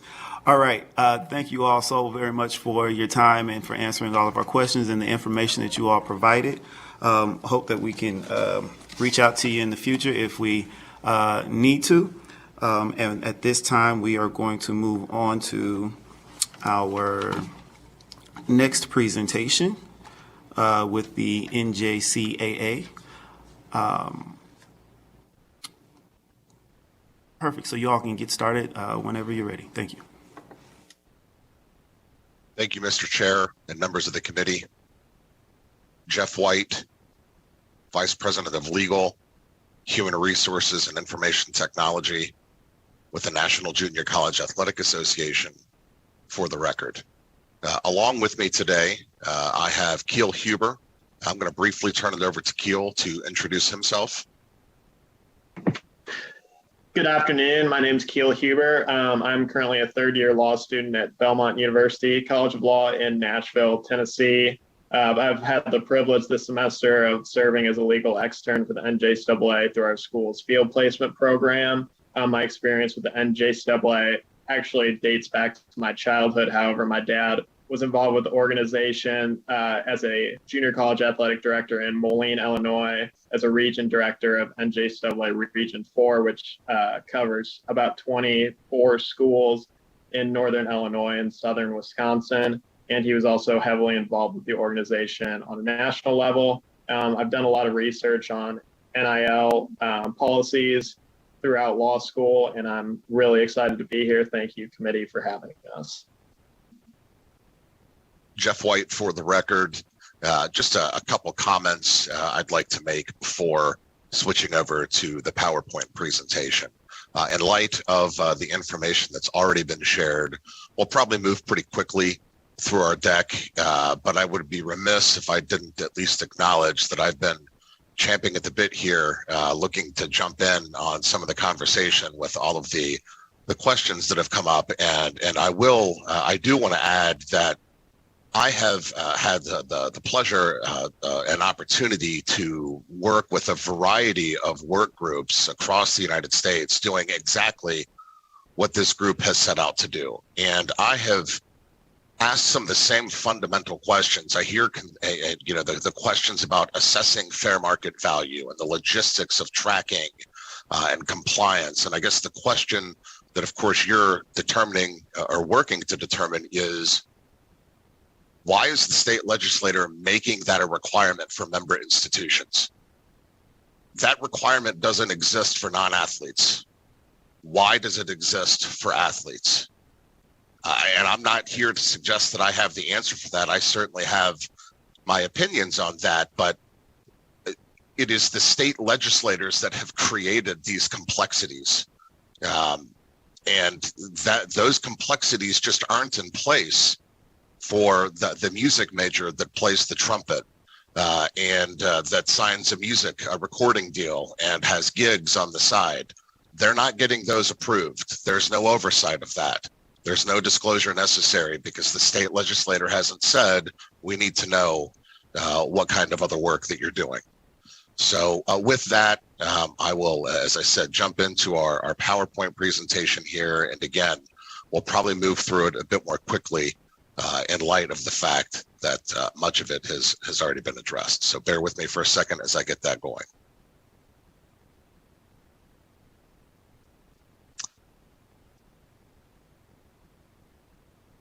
Okay, I presume everyone can see my screen. So here you can see the NJCAA's mission statement. The NJCAA has a long history of equity and inclusion. Many people aren't familiar with the National Junior College Athletic Association, and so Mr. Huber is going to spend some time talking a bit more about our history, but suffice it to say, we are pretty old, we're pretty large, and we offer a really diverse and robust student body. We are going to walk through our NIL policies and discuss the implications of name, image, and likeness. And really, as Mr. Irvin mentioned earlier, for us, we're in a unique position in that we have many transfer students. And so it's critically important that we understand that the decisions that we make impact students as they transfer on to their four-year schools, for those that do, of course. And with that, I'll turn it over to Keel. Thank you, Jeff. The NJCAA was founded in 1938. It is currently the second largest governing body for collegiate athletics, the largest for junior college athletics. There are over 500 member schools across the vast majority of the continental United States, and it is organized somewhat uniquely in that there are 24 regions, primarily designed to encourage regional competition, as opposed to maybe some of the NCAA Division I schools, which may do a little more traveling until you get to the national championship stage. Our schools will mostly compete within their region. We also sanction a wide variety of sports, from the more traditional football, basketball, softball, baseball, to some sports you may not think about, men's and women's bowling, and also more recently esports, which I know Jeff is also very heavily involved with, and is definitely something that's going to be pretty prominent in the future going forward. There are also a lot of notable NJCAA alumni, and one that I've listed here, Bryce Harper, is very relevant to the state of Nevada, born and raised in Las Vegas, and also an alum of the College of Southern Nevada, I believe it was. And that's someone who certainly, if he had been in junior college coming up these days, is someone who could have capitalized on name, image, and likeness, I'm pretty certain, for a good chunk of change, considering he was on Sports Illustrated all the way back when he was in high school. That's a bit of a unique situation for a junior college athlete, as some of the other prominent professionals, Jimmy Butler, Tyreek Hill, are names you probably wouldn't have heard about in high school and were somewhat late bloomers. But there is the occasional athlete like Bryce Harper who goes the junior college route after having a very successful amateur career in high school. The NJAA seeks to foster a national program of athletic participation and equitable opportunities for member colleges and athletes, as Jeff stated in the mission statement. Jeff White, for the record, I just want to mention that some specific numbers. The NJAA has 520 member colleges across the United States and about 65,000 student athletes. And a little over a third of those student athletes are first generation college students. So I would be remiss if I didn't highlight that.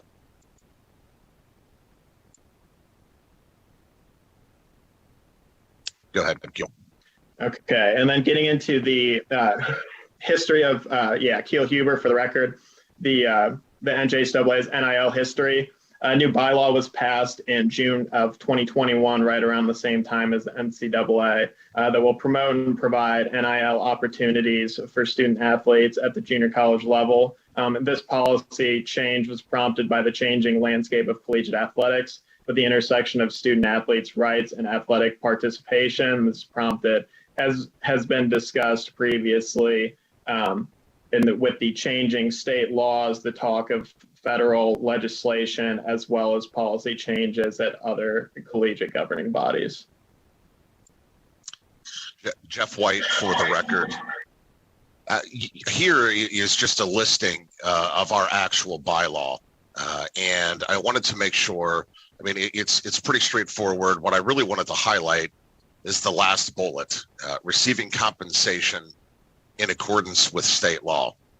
From our perspective, rather than further muddying the waters and creating any additional requirements or obligations on behalf of the institutions, and it sounds like similar to the approach that the NCAA has taken, we haven't placed any additional requirements in terms of reporting or tracking or anything of the sort as it relates to our members. We found, as I mentioned, that the states seem to be doing a good enough job of creating what some would, I think, suggest is an unnecessary level of overview or oversight that is for, and I think Mr. Irvin mentioned this earlier, one significant difference between the 2-year space and the 4-year space is that oftentimes 4-year schools have a compliance department and compliance professionals whose only responsibilities is adherence with national governing body bylaws. That is not the case at most 2-year institutions. There are certainly some that offer that, but generally speaking, it falls on the shoulders of existing staff. And so for us, from our perspective, we really wanted to be mindful of the burden, any additional burden that we would be placing on our members and the faculty and staff that work directly with the student athletes. And again, I just think about the question that came up regarding fair market value and reviewing and approving contracts. And arguably, you're probably at some of these institutions placing individuals in a position to do that kind of work that may have never really received adequate training or oversight, or don't have that kind of experience to do that kind of work. And so when those requirements are put into place, it really can be unduly burdensome on a lot of our members. And so again, that's something that we were very mindful of. But suffice it to say that despite adherence to state laws, employees, schools, school representatives cannot make direct payments to student athletes, and direct payments from the institution, I guess as an extension, in exchange for athletic performance are also prohibited. And so, again, I think the best summary that I can provide of the approach that the NJAA took was to really defer to the states. And obviously, it's been said multiple times. At this point, it would be cleanest and easiest for everyone if the Fed would step in and develop and create a national standard. But until that happens, rather than, again, continuing to muddy the waters, we essentially deferred to each institution to do what was necessary to comply with state laws. With that, I'll turn it over to Mr. Huber. Keel Huber for the record. Now we're going to go into the part of our presentation on future policy considerations for NIL policies. The first thing that we need to consider as an organization is policy changes made by other collegiate athletic governing bodies, the NCAA and the NAIA specifically. This is uniquely important for our organization, given that a lot of NJAA athletes do transfer, and we are a 2-year organization. They can continue to play their extra 2 years. I was a junior college athlete. I stopped after 2 years, but several of my teammates continued to go on and play at 4-year schools. So we have to have standards that are at least that are somewhat consistent and at least not contradictory with those other 4-year collegiate governing bodies. And another issue is policy changes made by legislative bodies, as has been heavily discussed over the last couple of hours, both at the state and federal level. If the Fed does choose to involve itself in this area eventually, and with the state laws that are currently in place and will continue to be passed. And then also just changes in societal standards. This is something I came across heavily in my NIL research when I wrote my paper on it last year, is that a lot of these state laws include exemptions for certain areas where endorsements are not encouraged or are not necessarily permitted, albeit alcohol or tobacco sorts of things that these colleges or governing bodies may not want to be associated with. So as far as societal standards goes, that is another thing to potentially consider. And then the implications of NIL changes on student athletes at the NJAA level. The first NIL deal for a junior college athlete was Dominic Brown of Mississippi Community College. He's a freshman point guard, and it was signed shortly after the new bylaw went into place. Several other NJAA athletes have followed in Brown's footsteps and signed NIL deals. And although you won't see, for the most part, NJAA athletes maybe signing the mega deals that you'll see from an University of Alabama football player.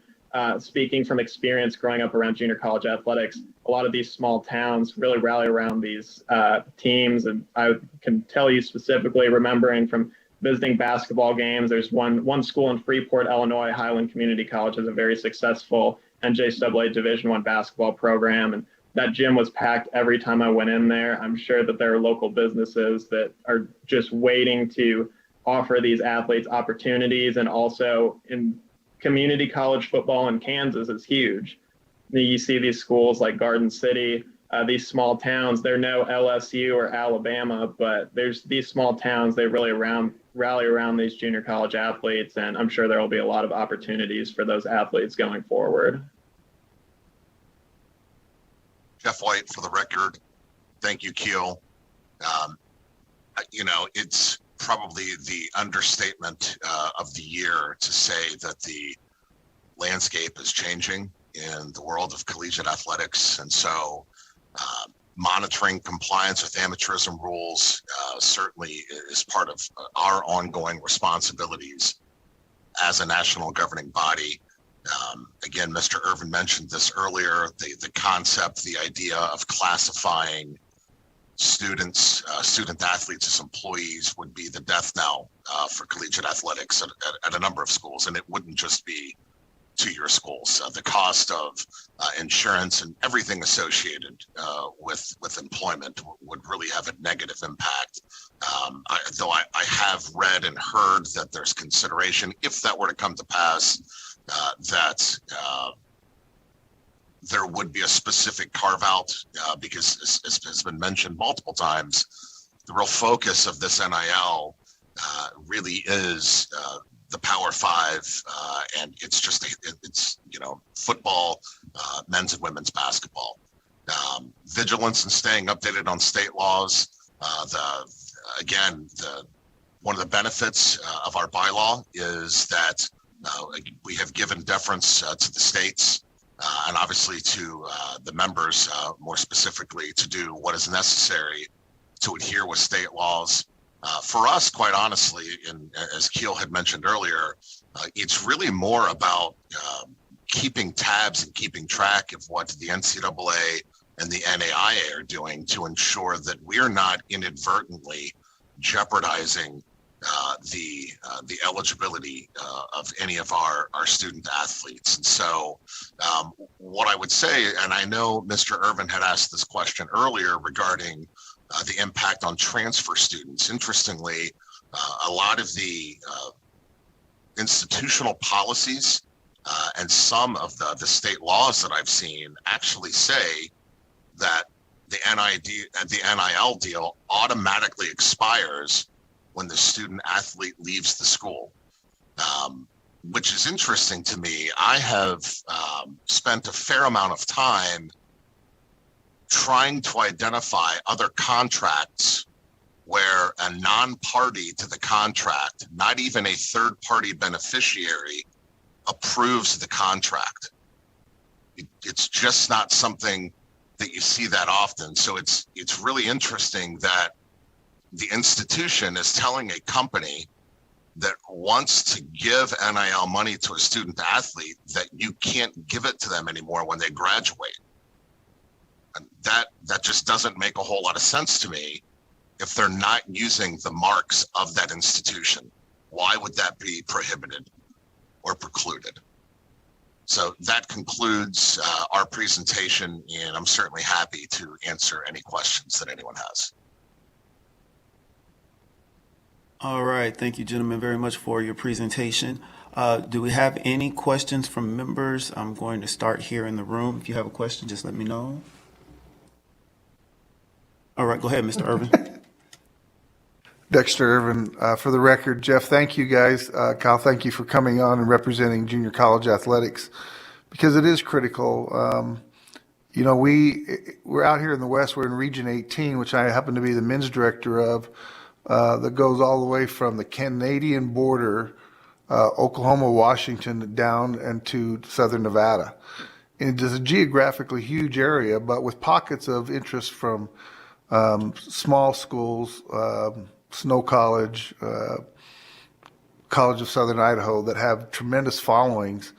Again, you're not putting 25,000 people in an arena, but you're putting 5,000 people in a place that has a lot of interest. And so, and those student athletes are transferring, and so they're coming to Idaho State, and UNLV, and UNR, and different places around the country. And we've had a number of inquiries at the College of Southern Nevada, but we have not yet developed our policy because of the fluctuation in what that means in a transfer scenario. We just weren't sure of that yet. So that's a lot of verbiage to basically say to you that we need more guidance relative to that transfer and what that means to our student athletes as they move along. Jeff White, for the record. My general sense and general response to that would be I'd like to think that compliance with state law would not negatively affect a student's eligibility. So obviously, if it's an interstate or intrastate transfer, that you should be okay. But obviously, it could get hairy theoretically if they were to transfer out of state.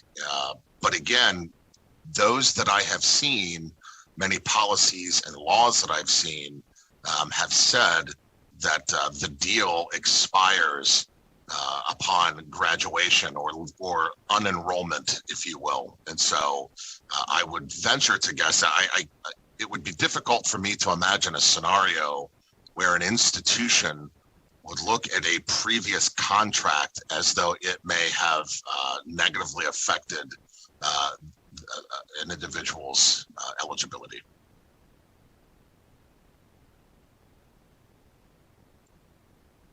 All right, thank you. Any other questions here in the room? What about in Carson? We're good. Ms. Norris, I believe, has a question in Carson City. For the record, Caitlin Norris. I had a question kind of concerning international students because I've come to the understanding in my current junior college career that there is a high presence of international students, especially in my division in colleges such as Salt Lake Community College and Snow College. These are colleges where a lot of international students go to play, and they take the junior college route to kind of move on to a four-year, hopefully, to continue their athletic careers. And I was just wondering if there were any differences in providing them opportunities in NIL, and if they were just kind of similar to the regular athlete. Jeff White, for the record.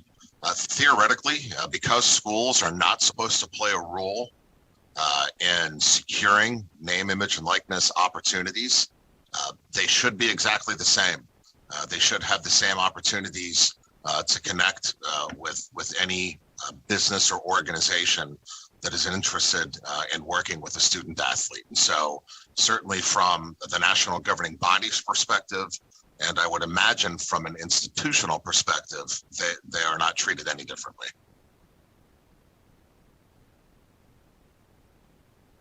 For the record, Eric Nepomuceno, I can chime in a little bit on that.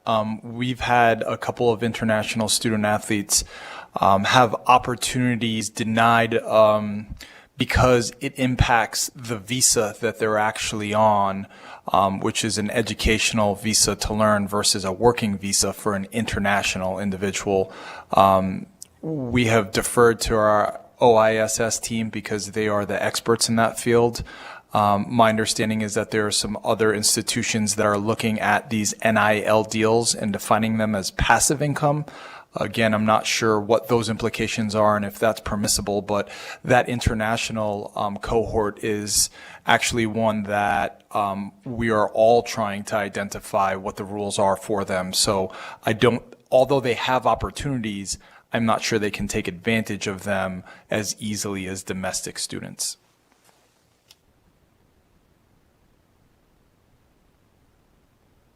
Good deal. Thank you. Does that answer your question, Ms. Norris?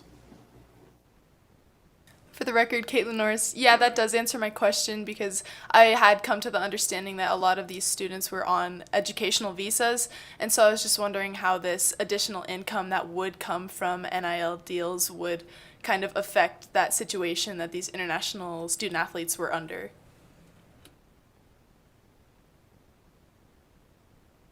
Great, thank you. Okay, so do we have any other questions for I'm going to say this wrong, NCJAA? Nope. All right. Well, thank you, Mr. White and Mr. Hubert, for your time today, for the presentation. We really appreciate it. Hopefully, our staff can reach out to you for further information if we need it. Thank you all. All right.